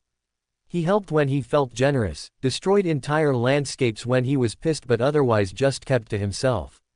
Minds were intangible and basically all things alive had one. It was what really counted in a being and it was specifically that which he was working on. Naruto's mind, that is. For 3 years, Naruto's had a seal suppressing the memories of his childhood. A recycle bin of sorts. The memories would have made him catatonic for life and soured him, perhaps even making him mental. But as any other trash can, there was a limit to what it could hold, but it could not be disposed of as Naruto's abilities, and principally his eidetic memory, which made that impossible. Now, the memory-suppressing seal was threatening Naruto's mental health, as well as his own. Naruto would go crazy, and the Kyuubi himself would just become chakra without a mind. Just random periods of behavior that would lack direction and purpose, so he was now forced to remove the seal. Hell, maybe the seal would have lasted longer if he was more proficient in Fuinjutsu, he thought as he finally finished. Boy, it is done. It is time to awaken. How are you feeling? Naruto's eyes exploded open. He actually had some potential responses ready. Never been better, was one, or even saying, like a boss's was an option. What he hadn't counted on was Hinata kneeling on the floor next to him with her head on his chest, completely unconscious. To the far left, his door was smashed at the knob, showing that the girl had broken into his apartment. Confused. Chapter 8. She slowly came to, with her limpid eyes seeing only a blur. She blinked as her vision became focused, trying to get her bearings. That's not my bedroom ceiling, she thought when she stared up above her. Wrong color, had cracks, definitely not hers. Where was she? Are you awake now, Hinata-san? She looked around frantically, searching for the owner of the voice all the while still trying to figure out where she was. Probably tired of seeing the girl rubbernecking in her efforts to find him, the voice spoke again. Right here. She leaned her head all the way back while lying down. She now saw Naruto sitting behind her head in a chair adjacent to the couch she was in. Naruto-kun, she yelped, hurriedly getting up. She now remembered what had happened. Naruto seemed on the brink of death but now he looked as fit as a horse. I was check, visiting you. Immediately her fair complexion went for a scarlet one. That's fair. So, what? You knocked, but when I didn't answer, you decided to break it down. He queried, pointing at the damaged door. No. IGG got worried when I saw you on the bed not moving. I was concerned. Was that before or after you broke down the door? His tone was cold, and so was his expression, making her worry. He was normally the type of person to take things in stride, and he never really had that sort of face for people. She took it hard that her crush would look at her like that. I used my BB Byakugan. I'm very sorry for BB breaking the door and violating your privacy. She was worried that he was angry with her, seeing his expression. Naruto was about to blow up, then seemingly stopped to consider what she said. To her surprise, her crush started to laugh. It started as a chuckle while he was serious, but he lost his serious expression by the time it turned into a deep-bellied laugh. Hinata stared at him stupidly. Trying to get himself together before he completely lost posture in the conversation, he cleared his throat. Sorry for laughing at you, Hinata. I guess it's alright since you were justified in your concern for me, even though it kinda makes me question why. The truth is, here he choked and looked away. For someone to be concerned for me or even visit besides old man Hokage or the Ichirakus, or even if it were them, it means a lot to me. Thanks, Hinata-chan. He was so sincere that it was painful. Meanwhile, Hinata could hug herself in her joy and relief. He used the affectionate with me. He likes me. Outside of her head however, her facial complexion had flushed so much that one would have thought that she was trying to impersonate a tomato. Fortunately, she soon got it under control before Naruto looked at her again. Clapping his hands, he tried to clear the mood for something more light. Anyway, seeing that you're fine, thanks for coming by and hopefully next time I'll even get a chance to clean up. With minimal effort, he escorted her to the door as she allowed herself to be manhandled. See you tomorrow. Gotta get ready for that test and all. See ya. He closed the door behind her, leaving her out in the hallway. Phew. Now to get started. Little did he know was that she was still frozen. He called me Hinata-chan. Now, she was impersonating a statue, and likely would for a while. Back on the inside, Naruto felt like something was off. Is she still there? Quite likely. She probably is. What do you mean probably? I meant sense for her. The Kyuubi shrugged inside the seal. Didn't have to. I can smell her scent. It's still strong at the door. It's coming in because the door is slightly ajar. Not shut. Remember that she broke it down. Anyway, do you think she still being here will disturb what we're going to do? Naruto asked. Not at all. Now get back in here. Naruto complied and went back to his bed. Lying down stock still again, he closed his eyes and released his mind from all distractions. He soon felt a tug on his psyche and gave into it. Reopening his eyes, he was now greeted to the now familiar sight of the sewer that was his mindscape. He wandered the tunnels with no general direction and soon found himself in front of the great cage with the nine-tailed fox behind it, just as the usual. Took you long enough. Now let's get started. Came the Kyuubi's welcome. Before we start though, my forehead feels like it's burning again. Can you take a look? The boy asked, rubbing his forehead. In fact, his entire head felt like it was on fire. It was a feeling he'd had before, and it was never pleasant. What, like 3 years ago? The Kyuubi was concerned, but at the same time excited. It was like a scratch ticket. He wanted to know what Naruto would get now in addition to what he had now. Yeah, Naruto replied. Come closer. The boy stepped into the cage and stepped onto the Kyuubi's hand-like paw. He then lifted the boy up to his eye level and looked at the boy with an observing gaze. The boy trembled a bit, being in a discomforting position as he was caught under the great fox's scrutiny up close. From what I can tell, the kanji aligning to the arrow says, focus. Not sure what that means. I was hoping that the word describing the ability would be less obscure. Focus. You think it means a mental ability? Naruto asked. It could be, and it probably is. If it does mean mental though, it probably won't be a letdown, even though it doesn't sound as useful as memory. Wait. The Kyuubi had a thought cross his mind when he considered his final word. What is the shopkeeper's name? The kitsune suddenly tested. Yoshiro Suhin. The boy answered. What's today's date? Yesterday was the 28th when we started, so today's the 29th. The boy's eyes then widened considerably. Of course. The suppressing seal is off. The boy gave a wide grin but soon frowned. I remember. Forgive and forget is once again impossible in your case, boy. You're now more mature to deal with the memories of getting your ass whipped by the village, anyway. At least you don't need to walk around with that shitty notepad anymore, or having to keep asking me for the damn date. And, understanding, seems to active again. You're not as slow as a snail anymore. I'm still taking offense to all of this, you know. Let it be. Do you remember the school's lectures? Yeah, I can. What I was awake for, at least, the boy jested in good humor. Despite his eidetic memory now active again, he felt better. The monstrous kitsune put down the boy and snorted. Not the time for jokes. The exam's in 2 days, so you must study. The Kyuubi stopped to re-choose his words and laughed. Haha, I mean read the teacher's books tomorrow. You won't forget it at all. But damn, these abilities are strange. There could be more of them waiting to be unlocked. This is an unusual bloodline limit. I have never seen nor heard of it before, and I have lived for centuries upon centuries. It could have been created in you, or it came into existence just a generation or two shy before you. Such simple gifts, yet the potential is virtually unlimited. The Kyuubi scratched his chin, now getting increasingly worried about the bloodline thief that was gunning after his container. You can leave. I'm tired. The Kyuubi yawned and settled down with his head on his hands. Kyuubi, the boy said hesitantly. The kitsune said tiredly, half opening a bloodshot eye. Thanks. You know, for everything. I'm gonna make sure that we find him and end the guy that killed my parents and got you sealed in me. I owe you that much, at the very least.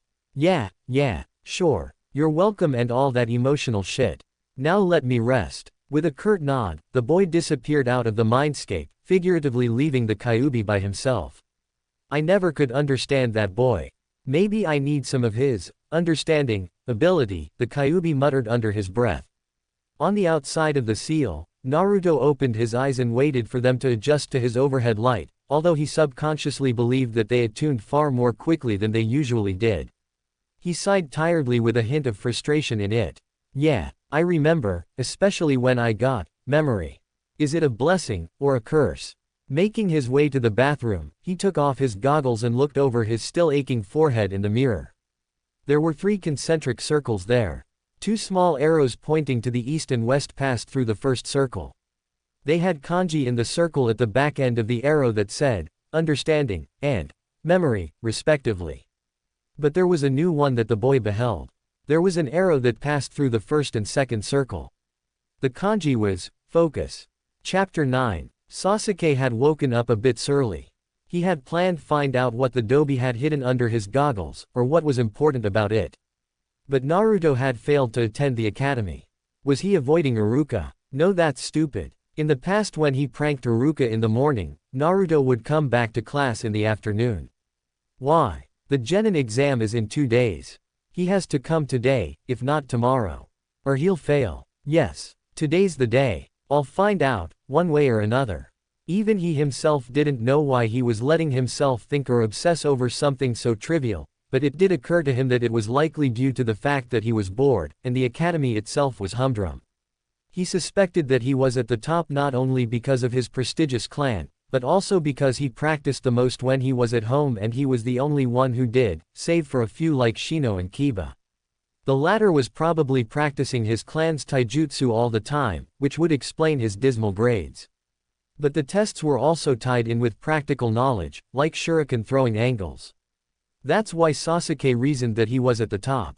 Just by training, he went about his hygienic duties and prepared his breakfast. While eating, he thought of the final exam. Perhaps it wouldn't hurt to go over a book or two, in the event that he got a couple of irrelevant history lessons.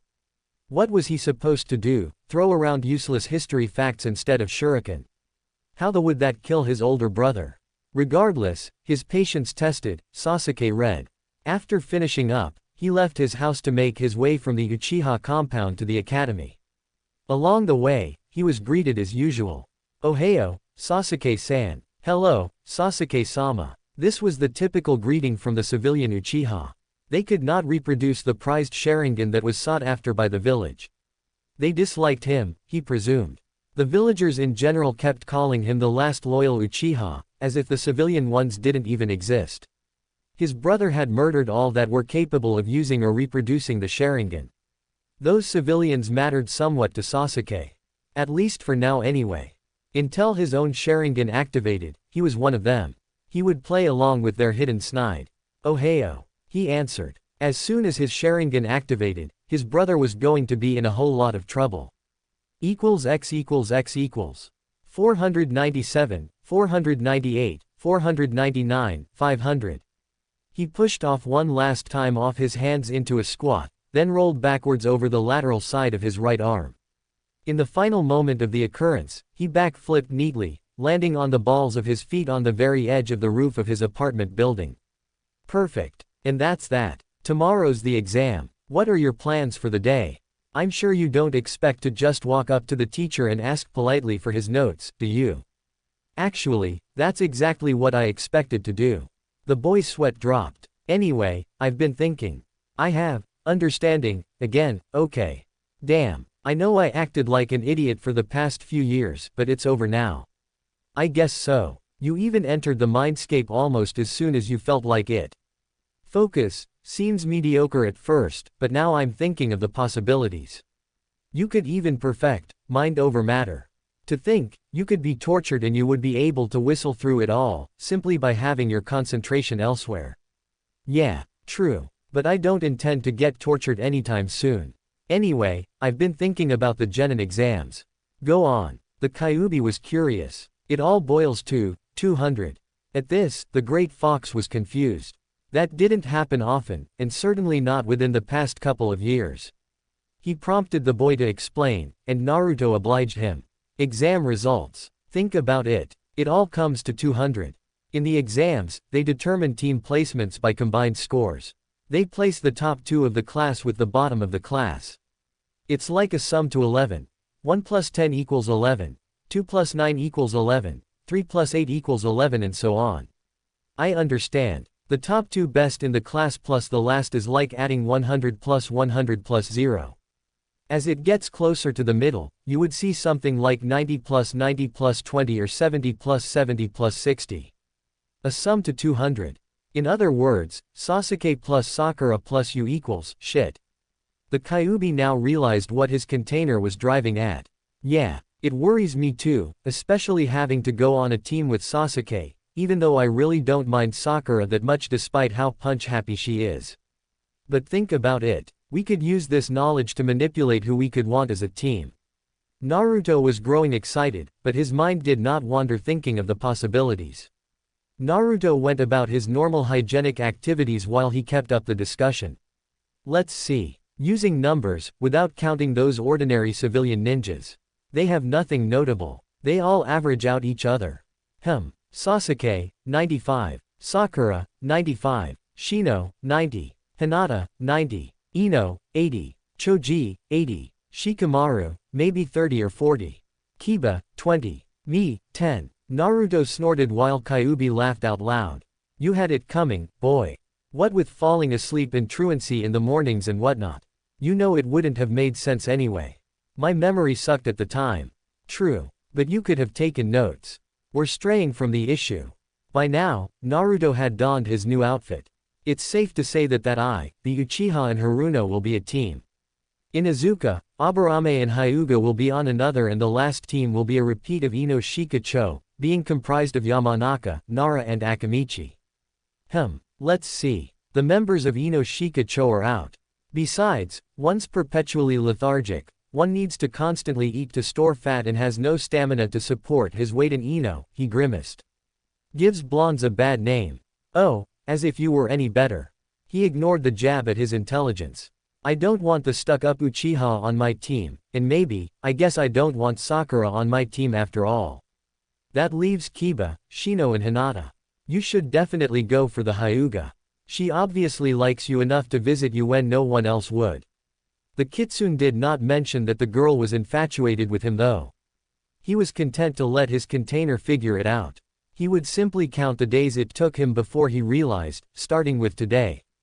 It still didn't appear likely, and the Kyuubi low-key got the feeling that Hinata would have to yell it into his face. I guess that part about Hinata makes sense. That leaves Inuzuka and Aburame. Shino seems to be the most chill out of all of us, and he's pretty smart too.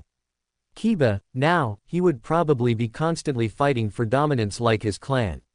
They act like dogs, fighting to be the alpha. They imbibe it from their mother's milk or something. He would be the easiest to manipulate, or the easiest to cheat out of a team. But if ends up on my team, it'd probably be a daily pissing contest with him. Sounds like a plan. Well, get going. You will have to talk to the mutt before the day is out. He grabbed his goggles and strapped it onto his forehead, concealing the symbol. Yeah, that's right, Datbeo. I'm Naruto Uzumaki, new and improved.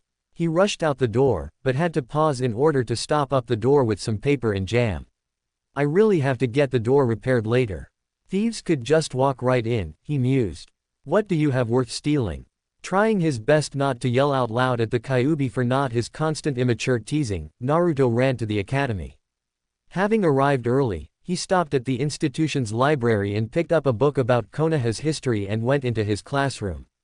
Mizuki was the only one in there, preparing exams for tomorrow. The silver-haired man noticed the boy's entry, but not who he was. Not caring to chat up the man, the Uzumaki only grunted out his pleasantries to the teacher, who replied with, "Ohio," for standard courtesy. Naruto sat in his seat, opened his book and read while he waited for his classmates to arrive. He didn't have long to wait, and soon the rest of the students arrived in bulk and Iruka followed after. He must have driven them inside when he saw them loitering about outdoors. Being in the lead of the group, Kiba was the first to notice someone sitting with a book in front of where the face would be. He thought this to be strange. Normally, everyone would remain outside until class begun, a postponement of sorts. If he was there already, he was enthusiastic about learning, not to mention the fact that pretty much everyone had been outside already. Hey, new guy, what's your name? Kiba asked loudly. Naruto dropped the book to the desk. Everyone gasped. Naruto had shaved his hair to a lower and more manageable level while still retaining its spikiness. As for clothes, he now wore black Anbu-style pants that were ankle-length, revealing gray shinobi sandals. He also wore a long-sleeved midnight blue shirt that was zipped right up a close-fitting neck that had a bandana around it that was littered with red streaks throughout. The shirt itself had a hood that was currently down. In addition, he had a 21-inch tanto. The handle was 5 inches with a single palm grip, on his back in such an angle that it positioned the handle of the blade over his right shoulder. The look was complemented by some sort of cylindrical sheath that rested perfectly horizontally just behind him on his waist. In fact, the only thing that Naruto retained from his old outfit were his goggles. It spoilt the new look somewhat because of its mismatch in scheme color, but not much. Naruto, is that you? Iruka was stupefied and the body of students were shocked beyond belief. Sure, Iruka-sensei, it's me. The boy answered. I only got a haircut, what's the big deal, huh? Now hearing the boy's voice, Mizuki looked up for the first time from his paperwork and observed the development. What's that damn brat up to now? He muttered under his breath before clearing his throat to speak up out loud. Naruto. Nice outfit. Finally decided to have mercy on our eyes by getting rid of the eyesore of a jumpsuit you owned. What inspired you to wear these clothes and get that tanto? Mizuki asked cheerfully. Getting serious for the exam when it's almost here. Something like that, I guess. Naruto answered. Iruka was surprised. He could tell from the boy's aura had chanced in the single day he'd spent away from school. He still retained his eccentricity, but the facts were there. New clothes, explained his situation in 6 words, wasn't being excitable. Clothes didn't necessarily make people brand new, but this was a brand new Naruto. Huh. Look at him, trying to act all tough. Bet he still can't even do anything worth a damn, Kiba laughed scornfully. Akamaru, the boy's companion dog on his head, barked somewhat unsurely. Naruto frowned a little but soon let a smirk dominate his features. Haha. Hey Q, I just found a way to manipulate the Inu here. It's convoluted, yet simple. It can't lose. What is it? The fox was now interested. Naruto was becoming increasingly clever, he could admit that. But the day when Naruto's intelligence exceeded his might be soon upon him. Think. He's very arrogant, like most Inuzukas are, but they're primarily taijutsu specialists. If he loses a taijutsu match, he'll try to mend his pride by investing all his time to improve on it only, so he could win a grudge rematch. He won't cram for the written exam so he'll fail that. Even if he gets perfect marks in taijutsu and the 3 academy jutsus. He'll still barely pass, but in dead last. They finished at the same time. I'm proud. I would have tried to do something more sly and painful, but you do something less underhanded that will also teach that mutt a lesson, the beast said in amazement. I forgot how smart you were. Why the hell did we suppress your abilities in the first place, anyway? Yeah. Now let's see if we can cut him down to size. Is that so? I can't do anything worth a damn. How about a taijutsu match then? He asked the Inuzuka, already knowing what the end result would be. Who do you think you're talking to, dead last? Kiba jested. The other students now began laughing at the whiskered boy, boosting the Inuzuka's ego. I'm talking to an Inuzuka mutt with dog breath. Or is he gonna run away with his tail between his legs? Naruto now turned the students against Kiba, and the oohed, when heard his comeback. Say Iruka-sensei, it's alright, isn't it? It'll help us prepare for tomorrow and you weren't gonna teach anything today just before the exam, were you? Naruto asked. No Naruto. Just revision. But I still don't approve. Iruka remarked with a resigned groan. I say let them go at each other. Can't last longer than 15 minutes. So long as they pay attention in class for the rest of the day, I've no qualms. Mizuki gave out his opinion. Hey, shouldn't last more than 15 seconds. Inuzuka is going to rip the little shit to shreds, especially now since he's angry. Should be fun to watch. He thought. Alright, I guess that's true, Yumino conceded. He still didn't want this to proceed, but he really didn't have a choice. If it didn't go through, his students would heckle him for the whole day. And besides, if Naruto ever deserved some sort of karmic action for a prank, particularly a recent one that was paint-related, then this was fair, although he hoped Kiba wouldn't kill him. X equals X equals. The students surrounded the sparring circle, and Sasuke pushed his way to the front. While he wouldn't admit it, he was eager to see if his questionable theories on Naruto were true, that being whether or not he was actually concealing his skills. Perhaps even more interested in Naruto's welfare but too hapless to try to go through the crowd to observe more closely, Hinata activated her Byakugan to see through the crowd, and marked Naruto out as usual because of his uniquely large chakra coils. Naruto handed his tanto to Shikamaru, mouthing to him to keep it for him. He then took his place on the mat, where Kiba was doing stretches. Ready, mutt. Just you watch, the boy growled back. Naruto, what about that? Iruka pointed at the holster peeking from behind Naruto. He wasn't sure what it was, but he was sure that it was a weapon of sorts. What about it? Taijutsu match. You know, hand to hand. It's in case Akamaru intervenes. Naruto said shortly. And in case Dog Boy gets feral and claws start coming out. Kiba was born with the ability of the claws from his nails. Tools. Naruto retorted. Excuse me. Iruka was confused. They're all tools which assist him, just like how a clan would have bloodlines and techniques like the Sharingan, the Byakugan, or Shino with his insects. They're all tools which assist them, as are my weapons. Naruto explained. As if I need Akamaru or my claws to beat the likes of you. The Inuzuka called. Iruka was shocked. Naruto had defended himself eloquently, and since when did he have the moxie to teach? Iruka decided to just give, he'd been doing a lot of that lately.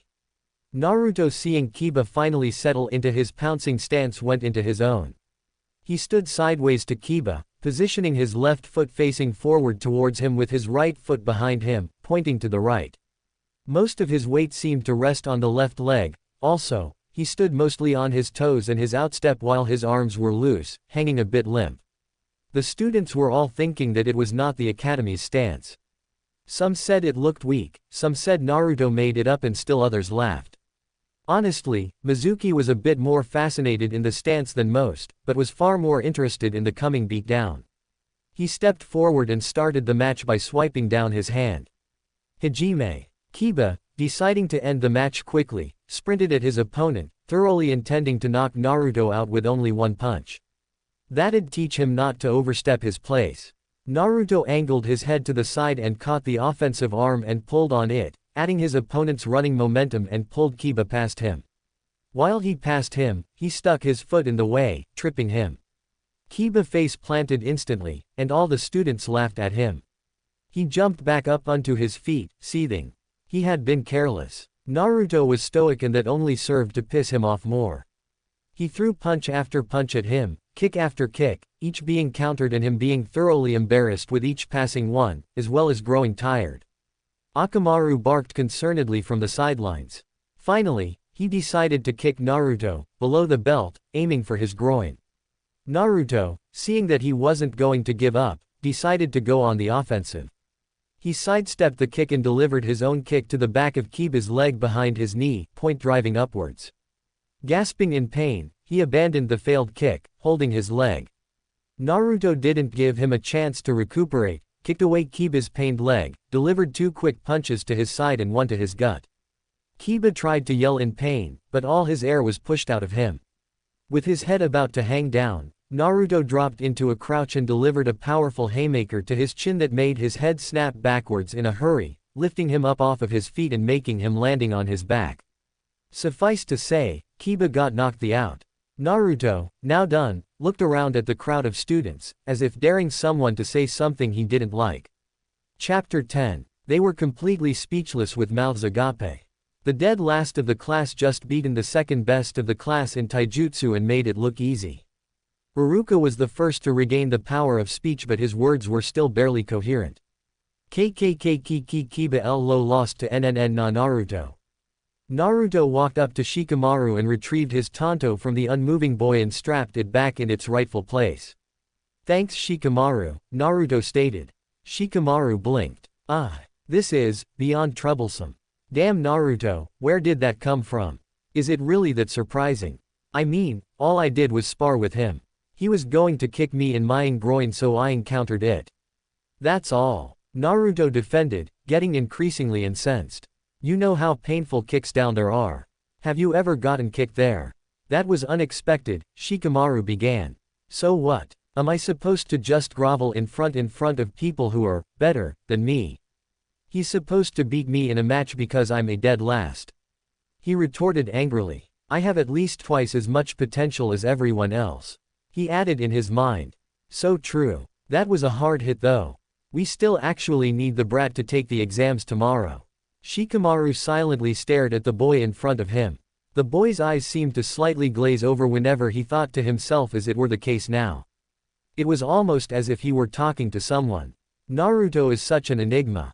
Naruto sighed as he re-grounded himself in reality. Sorry for my outburst, Shikamaru. No, I'm sorry. I didn't mean it that way though. It's just that, you normally suck. And now, you don't. How do I put this? Shikamaru stumbled. I get it. With that said, Naruto turned on his heel, walked off back to class. Not sure what to do anymore, the Nara followed shortly afterwards.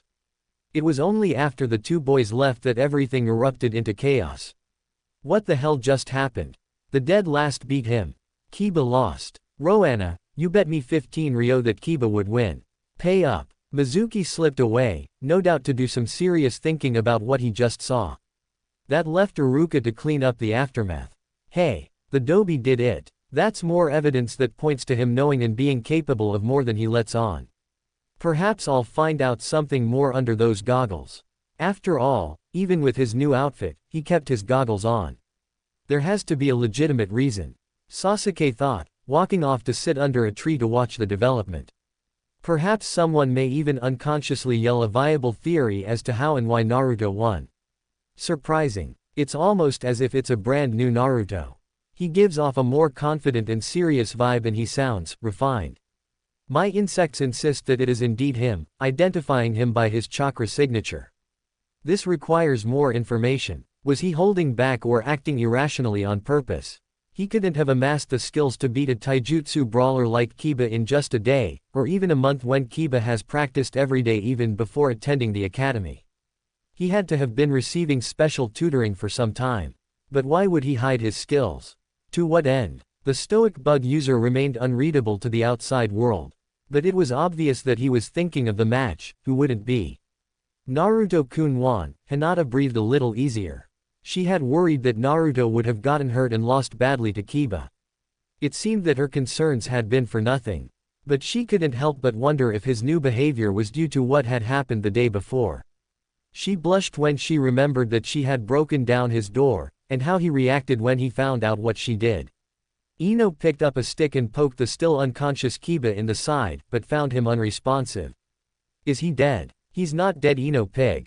He's only unconscious. Quit acting like such a blonde.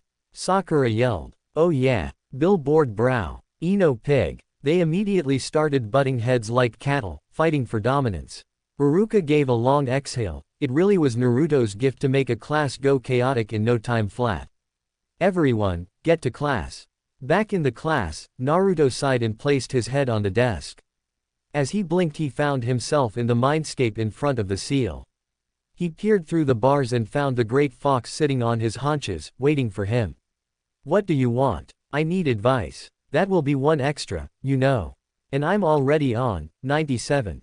As soon I finish up to 100, you can finally fix this damn seal into something more scenic. 97. That many. Memory doesn't lie. But I never knew you counted advice. Advice counts as help. Take it or leave it. Besides, it's been more than 6 years that I've been waiting. Naruto sighed. I'll take it. 98. The Kyuubi nodded. What is it? Am I moving too fast? I mean, I knew I was pushing it by wearing the outfit and all, but I'm revealing some skills I think I should be keeping hidden longer still. And I don't want Ito catching on to the fact that I'm not a dunce anymore. The guy still wants my bloodline. Frankly, those skills you showed weren't overcomplicated. All you did was counter Kiba's attacks. Besides, those were his weaknesses. He didn't realize that he was the only one attacking, not to mention the fact that his attacks were just attacks with muscle. They lacked any real direction or preceding thought.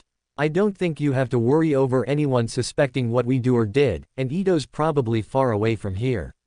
So, is that it? Yeah. I just don't want to be suspected or put under surveillance. I don't want my name slandered or my privacy invaded. Like what the Hyuga did yesterday. The nine-tailed fox gave a toothy smirk. That's different. She did that out of concern. The boy defended. Feeling something foreign happening on the outside of his body, Naruto left the mindscape. Look, the guy's asleep, a civilian student exclaimed. I'm not surprised. They agreed for 15 minutes, but they were fighting it out for half an hour. His friend replied. Hey, I'm grateful. That's a half hour I don't have to listen to Ruka-sensei's lecture. I don't look at it that way. I look at it as a half hour of sleep lost. The boys laughed but were rudely pushed out of the way by a certain Uchiha. Out of my way. Hey, watch it. Geez, what a prick. The raven-haired youth ignored the boys whom he had affronted. He looked to the Uzumaki who seemed asleep. Perfect. This was likely an opportune time to remove those damned goggles. His curiosity had reached its peak when he replayed the fight in his mind and realized that whenever Naruto would be harmed in the face he took more precautions to protect it than even his weakest vital areas. What aspiring ninja would do that? Shouldn't your vitals be the most guarded? He reached up to the sleeping boy and lifted his head with one hand.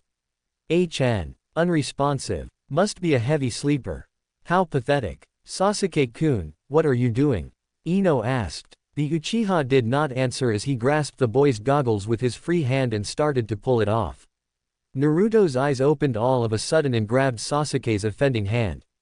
"What do you think you're doing, Uchiha?" he bit out, already more than just a bit upset. "I'm taking your goggles off." "What does it look like I'm doing?" the boy replied arrogantly. "They're mine, so shove off." Naruto stood up and gave him a slight push away from himself. "Try that again and I'll break your arm."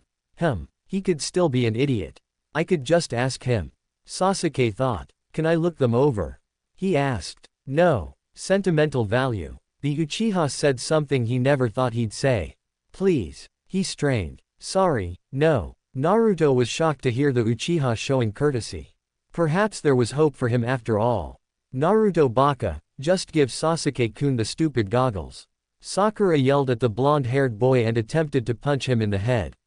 He perceived the attack and in the time it took to connect, he debated on whether or not to let her him. After hesitating, he allowed her to, and it struck in the same spot where she always battered him in the past. Regardless, he didn't flinch, and his head didn't budge. She was surprised at the circumstance that he didn't cry out or keel like he usually did, and only stared at her with a countenance of mixed emotions, that being disappointment, anger and, strangely, relief. "It hurts, you know," he said quietly. "But you don't know anything about me other than my name, but you're always hitting me." "I liked you, Sakura." "Liked," he repeated, adding emphasis to his usage of past tense, "and even if you're not sorry, I am." "We were shallow, and both fools." His strange expression soon twisted into a glare, and Sakura, who was still trying to process his message, winced and backed away when she saw it. "I'm not anymore, and I hope you change too. Until then, never touch me again." Still not fully able to sort out what he meant, she still managed to understand the threat and retreated from him quickly. Things were quiet for the rest of the day. Quiet and inexplicable. X=X=X. "What should we work on, Kyuubi?" "The exams tomorrow. The best thing would be to study. I have that in the bag. All I have to do is to answer a few questions. I even read over everything from Hinata's notes. She's really nice. She stutters a lot around me though, but not as much around everyone else. I wonder why that is." The nine-tailed fox took a deep breath as he tried to get over the fact that his container was still far too oblivious to some things for his own good. "It's just the first day. But if every day is gonna be like this, I'm going to regret not telling him today." "I don't have a clue," he answered. "So studying is out." Taijutsu is doing alright. That leaves Bukijutsu and Ninjutsu. My Bukijutsu needs work. I'll work on that. I'm not sure if I can throw a kunai properly, even though I remember. 99. What? No, it's not. You asked me for what I thought. Which is my opinion, which is guidance, which is advice, which is help. Therefore, it's now at 99. Naruto growled in frustration. Fine. I didn't know I was that helpless. He grabbed up his shuriken and kunai holsters before looking over the abandoned training ground he was in. Spying a training post, he approached it and set it upright and checked it. "Seems to be in good condition," he muttered to himself. He backpedaled away what he guessed was 30 yards away from it and towed a line in the dirt. "I've never made it accurately from this distance. I usually miss by a couple of inches at least, and that was before you put the seal on me," he remarked out loud to the Kyuubi as much as did to himself. "Just try it. Every time you miss, you have to cut yourself." "What? Cut yourself?" the Kyuubi said slowly, almost as if it were a threat. I would try my utmost best so as to avoid maiming myself." "Interesting," Naruto said in mock appreciation. "No. Do it or I'll give you horrible nightmares." Naruto scoffed. "Like what? Make you dream of kissing the Sandaime Hokage, for starters. Or make you relive the Anbu feeding you vegetables. What the? You're sick. Get to it." It was extremely difficult, if not nigh impossible, to affect his dreams. But his container didn't need to know that. Motivation was needed. Naruto hurriedly got out his weapons, 3 kunai and 7 shuriken. The boy stared at the bullseye intently. "All right. Just don't miss." He threw the first kunai. He watched it sail through the air to the target. And hit dead center. "That's pretty damn good. Do that another 10 times, then I may be impressed. You'll also get to keep your flesh in one piece, too." Naruto gulped. His physical health, or mental one, was on the line. He readied his second kunai and threw again. It struck in the center as well, and it shocked him. To even throw 2 in a row accurately at 30 yards was rare for him. Suddenly he started thinking, I wonder if this has something to do with focus. The Kyuubi had caught the thought and momentarily thought the same thing. Perhaps. Boy, focus on the bullseye and throw 3 shuriken from each hand at the same time. I won't punish you if you miss. That should be a Chunin level type of thing, right? What? I can't do that. My aim is atrocious already. Do it, or I'll change my mind about the punishment. The lad readied his shuriken. He focused on the bullseye only just like before, exhaled and then threw the shuriken, with his hand following through with the throw. All the shuriken made it in the bullseye at relatively the same time, seemingly competing for a chance to stick. Some had knocked the others off when reaching the small dot, but the proof was there. All the shuriken had made it to the tiny bullseye. Do it again at 50 yards. The boy retrieved all of his weapons at the bullseye and repeated his success at 50 yards. Then 100. The yard number continued to grow until his aim missed, dropping below the bullseye due to lack of arm strength. There was no mistake. With focus, his mental acuity as well as his aim had improved 1,000-fold overnight. He couldn't miss, unless he lacked the strength to throw. Focus. Mediocre. Yeah, right. He couldn't believe that he'd been disappointed before when he'd first gotten this aspect to his Kekai Genkai. Yata. I'm gonna rip shit up tomorrow. Watch out, Shinobi World, badass ninja number 1 is coming. The boy jumped up and down with a shit-eating grin on his face. Now for ninjutsu. Let's see. Henge, Kawarimi and Bunshin, shit. The boy's happy demeanor dropped. Oh no. What is it? The Kyuubi was starting to wonder if the boy was bipolar, given how quickly he changed his mood. Bunshin. What about it? Speak, boy. I don't have the chakra control for it. The Kyuubi now understood. Chakra control for the clone is impossible for you. You will never have the control to even make 10, let alone 3. I suppose that I'm to blame for that. The boy's control wasn't horrible per se. His control at the moment was excellent for an aspiring genin. He had seen Chunin at their barracks walking up trees and walking on water with just chakra and had practiced it for 18 months now. But in order to even have enough control over his Biju enhanced reserves, he would need at least 4 times the control he had now. He didn't know any more chakra control exercises at the moment, and neither did the Nine Tails. In other words, unless he could get a next to impossible amount of control within the next 18 hours, he was screwed. The Bunshin is practically an image. Almost like a genjutsu. That's impossible for me. The Kyuubi nodded from inside the seal. For you to even make 10 Bunshin is like pouring water from a 5-gallon bucket through a straw. It's just not going to work unless you can convince them to let you create at least 40 Bunshins instead of 3. Or perhaps plead your case to the Sandaime. What if I used Yuki Bunshins instead? Naruto asked. No use. It wouldn't look like you anyway. Just a feral, man, version of me. Even if a henge was used on the Bunshin, they would detect it and fail you. Even the process of making a clone with Yuki would alert the whole village that my power was being released and used. The village's Anbu would have you under chains and locks in less than a minute. No chance. Fuck. Naruto swore loudly. Everything is stacked against me. Do you know any other cloning techniques? Do I look like I would busy myself learning Bunshin techniques of Yuninjin? Kyuubi spat. Guess that's a no. I'll have to talk to Gigi then. The boy got his throwing weapons together and replaced them back into the holster and made his leave. As he ran to the Hokage Tower to see his surrogate grandfather, he wondered if he would be able to help him with his unfortunate situation. X equals X equals. The Sandaime Hokage stamped another document with his seal of approval. Damn it all. I'm getting too old for this shit. One of these days, I'm gonna burn it down for all the good this paperwork is. Introducing a break in his thoughts, the door opened a bit and his secretary poked her head inside. Hello Hokage-sama. I have brought more documents that was sent here seeking approval. Great. It seems that's all my secretary is good for. To bring more paperwork. Just when I thought I was almost done. His secretary finished pushing the door open with her rear and turned around, revealing a double armful of folders of paperwork. She placed them on his desk and made her remark. Also, Hokage-sama, Uzumaki is also here to see you. Uzumaki. You can send him in. Right away, Hokage-sama. She made her way outside and told the boy outside to go in. Soon enough he did. Hiya Gigi. The boy said boisterously, I need a favor. The Hokage stared at the individual in front of him, trying to figure out if he was getting cataracts or if he was really seeing the Uzumaki. Gigi. Hiruzen cleared his throat. Yes, hello Naruto-kun. I must say, your new look is a vast improvement. Congratulations. What inspired the change? The boy faltered a little before composing himself. I just decided that I was unprepared for the ninja world before. And you are now? Hiruzen asked curiously. He tried to think of a safe response. Well, I guess I'm less unprepared. So what is it that you need, Naruto-kun? Hiruzen asked, puffing on his pipe. Normally, Naruto would come to get his allowance from him, or hide from Anbu he pranked. The latter wouldn't work anyway.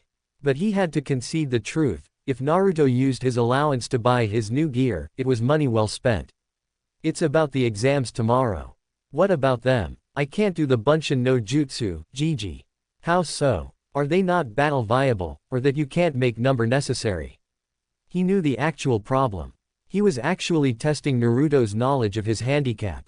I don't have the necessary chakra control to make only a few. I have to make dozens. If I don't, the jutsu will be far from sufficiently successful, Naruto explained. Basically, those academy teachers want something that I can't give. Sarutobi studied the whiskered boy in front of him. His vocabulary has improved, as well as his knowledge of his drawbacks. He's also more settled and refined, somewhat. He's matured, but when? Is it due to his childhood abuse that sped it up? But I saw him last week and he was still behaving like a cheeky brat. Something happened between now and then. Perhaps the stress of the genin exams had caused it. But he's normally too headstrong to ask for help. I wonder. I'm sorry Naruto. There are no known control exercises that could help, at least, none that can work overnight, not to mention that there's a reason why Junin don't perform that particular jutsu.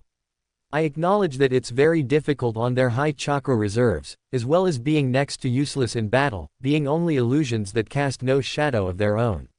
Then why are we learning it? Naruto asked, frustrated. It's because it's a genin level technique.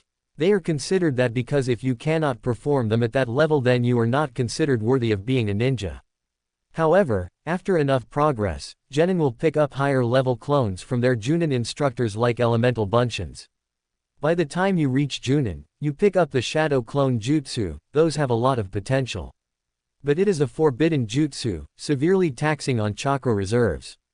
The jutsu splits up your chakra evenly among the clones, so the more you create the more dangerous it is, as if you create 10 or a dozen, your reserves will be reduced to a tenth or a twelfth of its original capacity. A true double-edged sword.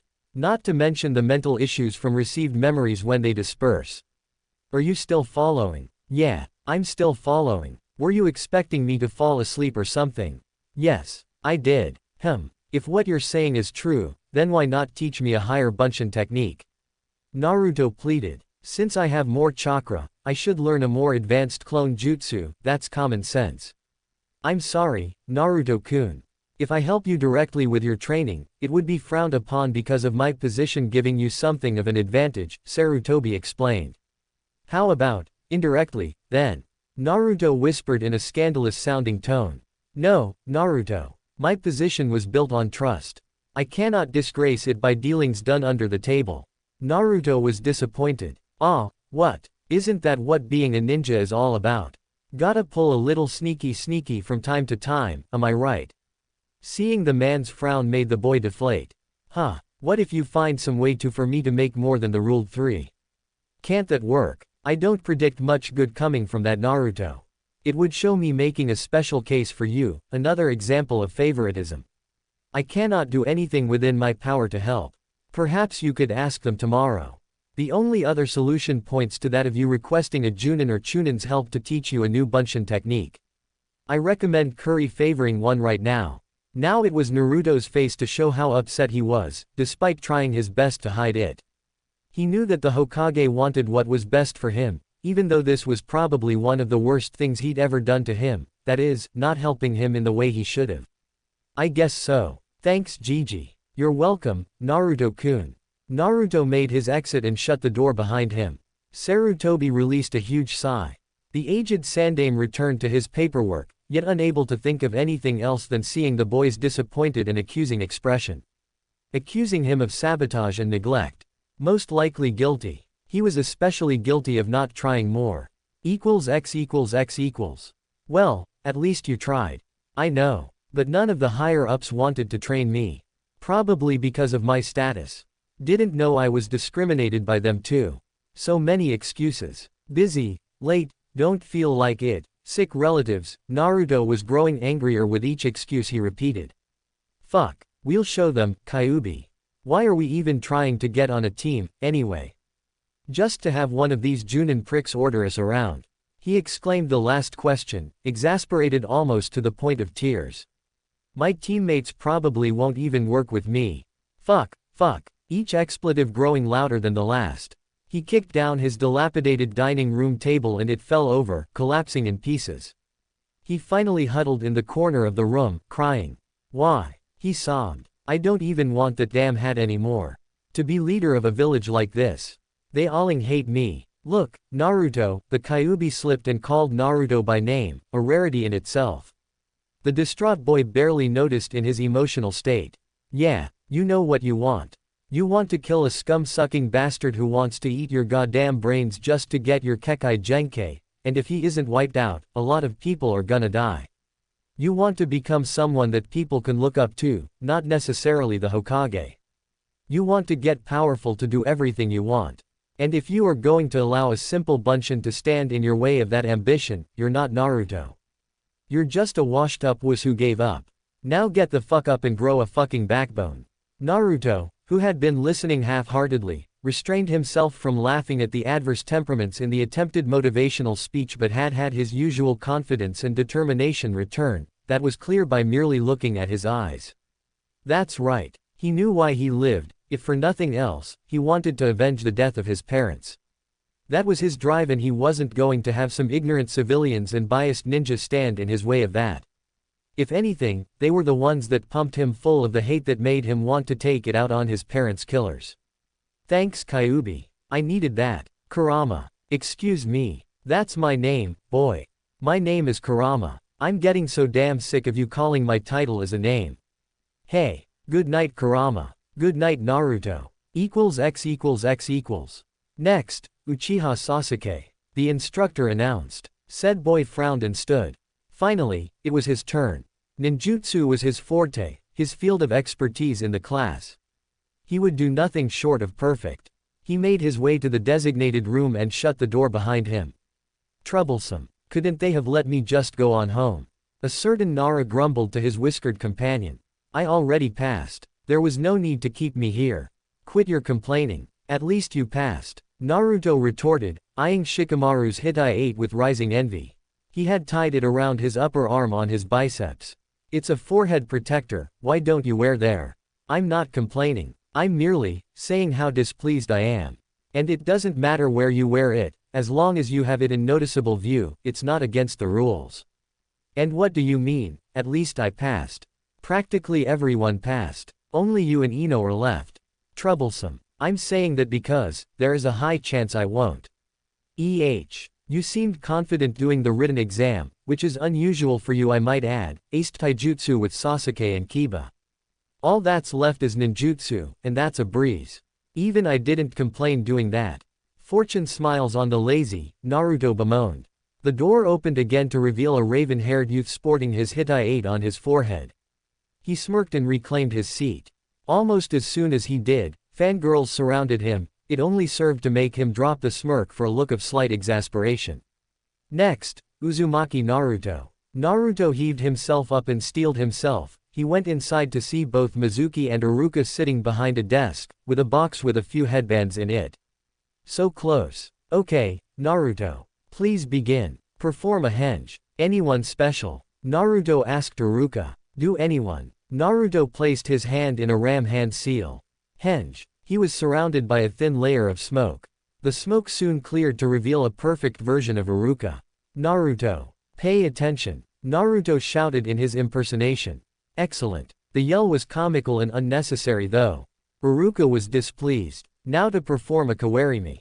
Are you ready? Hi sensei. Haruka threw a senbon needle at Naruto's foot and he instantly substituted for a chair. Very good. Naruto returned back to his place and waited for the words he didn't want to hear. Now, perform the Bunshin no Jutsu, 3 of them please. And yet so far. Haruka-sensei, can I do more than 3? Mizuki spoke up for the first time. No you can't, Naruto. 3's the number set by the Academy's board. I see. So it's non-negotiable. No Naruto, they're not. Those are the rules. Prepared to fail, Naruto set his face in a grim expression. To Haruka, it was as if it were chiseled out of granite. Outside, 15 minutes later. Naruto watched the students jostle around with their parents. All were happy except for him. He could hear small exclamations of parents who claimed to be proud of their children who had passed their genin exam. Yeah, let them celebrate. They're gonna die out there in the real world. A ninja is just a guy who kills for money. That's what it boils down to. I don't think I would have been happy either way if I had passed. It's just a means to an end. But in order to be able to carry out my purposes, I need to become a ninja. I won't get to learn anymore, and I can't get stronger. True. Hey, the Dobi didn't pass. What an idiot. Kiba shouted. He still kicked your yesterday Kiba. I'm out 15 Ryo because you lost. Shut up Roanna. I underestimated him. Naruto ignored him. If Kiba was trying to get a rise out of him, he was going to be disappointed. He wasn't going to start up any shenanigans, but if Kiba wanted to, he was going to put a stop to it. Hey dead last. Can't make a simple bunshin. You're such an idiot. Kiba taunted. No answer. Don't you hear me talking to you, dumbass? Still no answer. Kiba stomped up to Naruto and grabbed Naruto's shoulder. The Uzumaki took a deliberate deep breath in an effort to calm himself and failed. He'd had a very trying day. Take your hand off of my shoulder, Kiba. Naruto growled. He knew that it wasn't really Kiba's fault why he was acting like this. He was probably only feeling hyped up because he passed the exam and Naruto didn't, and he took it as a sign that he was actually better than Naruto at taijutsu and was aching for a rematch without any consideration for the means. Oh yeah, what are you going to do about it, dead last? Naruto grabbed the handle in his short holster. He was about to pull out the yet-to-be-discovered weapon out of it when he heard Mizuki's voice. Oi, Naruto, I want to have a word with you. He yelled, walking up to said boy. Inuzuka, go on home. I can still renounce your ninja status you know. It's still early. Huh, the boy asked to clarify. He means it's not too late to take back your headband from you, mongrel, Naruto scoffed. What was that? Kiba yelled. Enough. Mizuki ordered. Kiba, leave. Kiba grudgingly let Naruto's shoulder go and left with his friends. He glanced back at Naruto with hate in his eyes as if to say, this isn't over. Naruto had a bored look in his eyes that spoke volumes of indifference. He turned his attention back to his teacher. What is it, Mizuki-sensei? Mizuki grinned. There is a way to still become a genin. A secondary exam, if you want to call it that. X equals X equals. Naruto landed on the branch neatly and leapt off to another in a ninja dash through the trees. He was doing rather well, he supposed. The better his time, the more time he had to read over the scroll. The Kyuubi caught the thought. You, of course, know that this is a trap. I know. But I'm sure you know why I went through with this. Hi. If you get caught, just blame it on the teacher and childish ignorance. Kurama, with my abilities, I can just read over the scroll and understand everything. With my memory, I'll remember everything, training myself for a long time. Nothing will go wrong. The Kyuubi did not answer. Nothing was going right. You just had to laugh at him, didn't you? It was funny. You are the nine-tailed fox. He yells at me. I mean, I know about you for what, 4-5 years now. What did he expect me to do, keel over in shock and cry? And he accused me of being you. Naruto had to cover his mouth to keep from laughing out loud. Probably. But he is about to kill Iruka. You should do something though. Which technique have you learnt already? I learnt the shadow clone jutsu, elemental clones and exploding clones. Wait a minute. Naruto grew a huge grin that threatened to split his face in two. Bunshin Daibakua. I worry if you are still sane. Shut up Mizuki-tem. He's not like that. Yumino yelled, panting for breath. I'm gonna put you out of your misery, Iruka. You're only leading a pathetic existence, being a teacher to brats. Lord Orochimaru was right. This village is waste of land space. It ought to be destroyed, with the way paved for something more glorious. Naruto peeked from around the tree. Mizuki stood with a Fuma shuriken over Iruka who was struggling to even get to his knees. It did not look like an ideal situation for Iruka. That's it. I'm intervening. Naruto grabbed the handle of his tanto. Don't kill Mizuki. It seems that he might have information on Orochimaru. The Nine Tails warned. This is going to be a whole lot harder if I'm not going for a killing blow. How am I supposed to beat a Chunin? Naruto grabbed his mystery holster. Just do it. If I think you're going to lose, I'll help you by using the feral state. Naruto created a cage bunshin next to him and told it to henge into the Hokage. Go flank around, he whispered. The clone left to do as it were told as Naruto jumped out of the tree to land before the Chunin. Oi, Mizuki, so you think I'm the Kyuubi, huh? He yelled at the betrayer. What? You should have just run away, brat. He yelled back, momentarily stopped in his process of disposing of Iruka. If you really think I'm the nine-tailed fox demon, shouldn't you be running away? Oi, Kurama, I need some help with killing intent. The Biju complied and channeled his concentrated killing intent at the ninja criminal to the point that of making him fall to his knees, but he fought it, soon regaining control of his legs. I'm used to Lord Orochimaru's killing intent. Yours doesn't even come close. Mizuki strained through gritted teeth. Naruto frowned. Damn, maybe it's because Kurama has to channel it through me, the reasons it's not as strong as it should be. Mizuki, what is the meaning of this? What are you doing with Iruka-san? The silver-haired Chunin paled when he heard the Hokage's voice. He turned around slowly to see Hiruzen, frowning like a thundercloud. After looking closer, Mizuki did a bit of a double-take and grinned. Nice try, Naruto. I see that it's just a henge. But even so, how did he do that? He can't do a bunshin and bunshin can't talk or be hidden under henge. He must have learnt a bunshin technique from the scroll. But which one's a clone? He took two kunai and threw them at blurring speeds at both Narutos. Both exploded into smoke. One into nothing, one into a log. HN. Cage bunshin. Impressive. But I'm a Chunin. You're not even a genin. He yelled, looking up into the trees. He got no answer to his taunt. If you don't come back, I'll kill Iruka. He still heard nothing except for a stray owl, hooting its cry. Deciding to make good on his threat, he looked down again while taking out a kunai. He gawked. Iruka wasn't there. What's the matter? The ethereal-sounding voice seemed to come from everywhere. Where are you? I'm going to gut you like a fish. The Chunin yelled. All right, I'm coming, Naruto said, as if in multiple voices. We're all coming. Before Mizuki could react to the fact that Naruto referred to himself in plural third person, 50 clones came into the clearing. As if on cue, they all grasped the secondary weapons on their waists. They all withdrew the handles at the same time and swiped it down rapidly, the weapon extending itself into a telescoping baton. They all assumed Naruto's taijutsu stance as they readied themselves.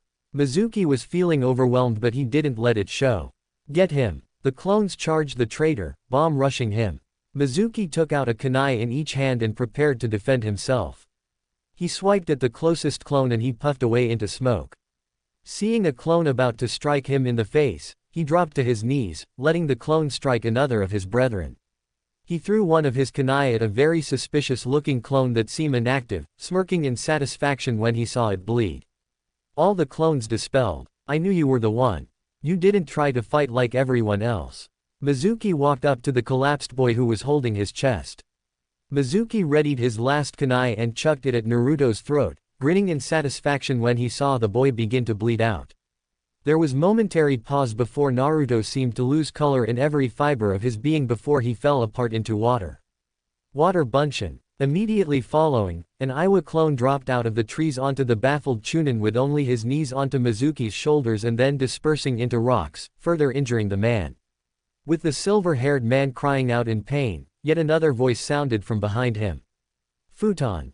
Daitapa. Wind release. Great breakthrough. A massive and powerful wind from a clone blew the man away towards the real boy. He couldn't stop his motion when he saw the Uzumaki take out his baton and tightened his grip on it. No. Mizuki realized what was about to happen. Naruto sidestepped and clocked the silver-haired man with the baton with a devastating clothesline move, shattering his jaw. Mizuki's legs flew forward in front of him and the man landed on his back, out cold. Naruto sighed. It was finally finished. He created some cage bunshin that each carried the man by a limb. He was joined by two more cage bunshin that had Iruka leaning on his shoulder and another who had the forbidden scroll of seals. They walked back to the village, not one word passing between them. X equals X equals. Hiruzen sighed and put away the ball. He had seen enough. They were almost here anyway. He had felt disappointed when he had learnt that Naruto didn't pass his exam, but he wasn't surprised. The genin exams were practically rigged against him and creating weak genin in the process. He couldn't help him. But somewhere along the line, he felt that he should have done more to help Naruto. But how did Naruto learn those fighting skills, the jutsu? Someone was helping him but he did not know who. Or rather, he did not know of anyone willing to teach the pariah of the village a jutsu of any kind. A few knocks came at the door. Hiruzen sighed. Come in Iruka-san, Naruto-kun. The door opened to reveal said people who one of which dispelled his clones carrying Mizuki. The action dropped the traitor unceremoniously to the floor. Sarutobi sensed his Anbu about to attack so he diverted them by ordering them to carry the unconscious man to Morino Ibiki at torture and interrogations.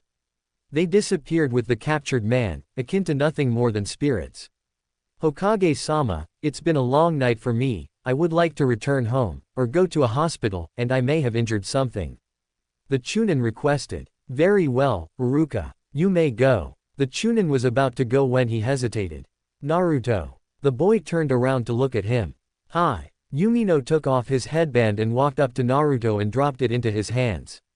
Arigato, Naruto, for saving me. I'll see you come Monday. Naruto understood but feigned ignorance. Monday? He asked. Hi. Congratulations Naruto. You're now a ninja. Iruka said with a smile. Naruto didn't mirror the countenance. Come on Naruto, smile a little. Why don't you put it on? Put it on your forehead, let's see how it looks. Sarutobi asked. I would rather not. I have an embarrassing scar there. Naruto said. Iruka thought back to the day before concerning the goggles fiasco. I see. Okay, he affirmed to him, not wanting to affront or offend the Uzumaki. When you're at home, then. Sarutobi, on the other hand, wasn't convinced. For as long as he knew Naruto, he didn't scar easily, especially with his condition, that of being a Jinchuriki. Nothing short of a branding would scar him. Naruto, you're among friends. Please try it on. Aren't you excited? You're a step closer to being Hokage. I would rather not, Hokage-sama. Naruto glared. Hiruzen was surprised. He had expected Naruto to be bouncing off the walls. But he was practically behaving like a branch Hyuga, firm, glaring, hiding his forehead and all that. However, he didn't press the issue. That's fine Naruto. I will respect your privacy. Naruto nodded. May I leave as well? It's been ups and downs all day today, and I'm exhausted. Sarutobi frowned. There's that attitude again. That would serve everyone well, Naruto. You may come in tomorrow at 10 am to report what happened. Naruto gave a slow nod. All right, Hokage-sama. Tomorrow. Naruto left and shut the door behind him. As he left, Kurama shrugged inside the seal. So you're a ninja now, huh? I thought you would be doing cartwheels right now. Not now, Kurama. I just want to sleep. And so he did, without even realizing he was being watched. Like a shadow, Ito followed him for a bit longer, before disappearing like the non-existent ghost he tended to be. _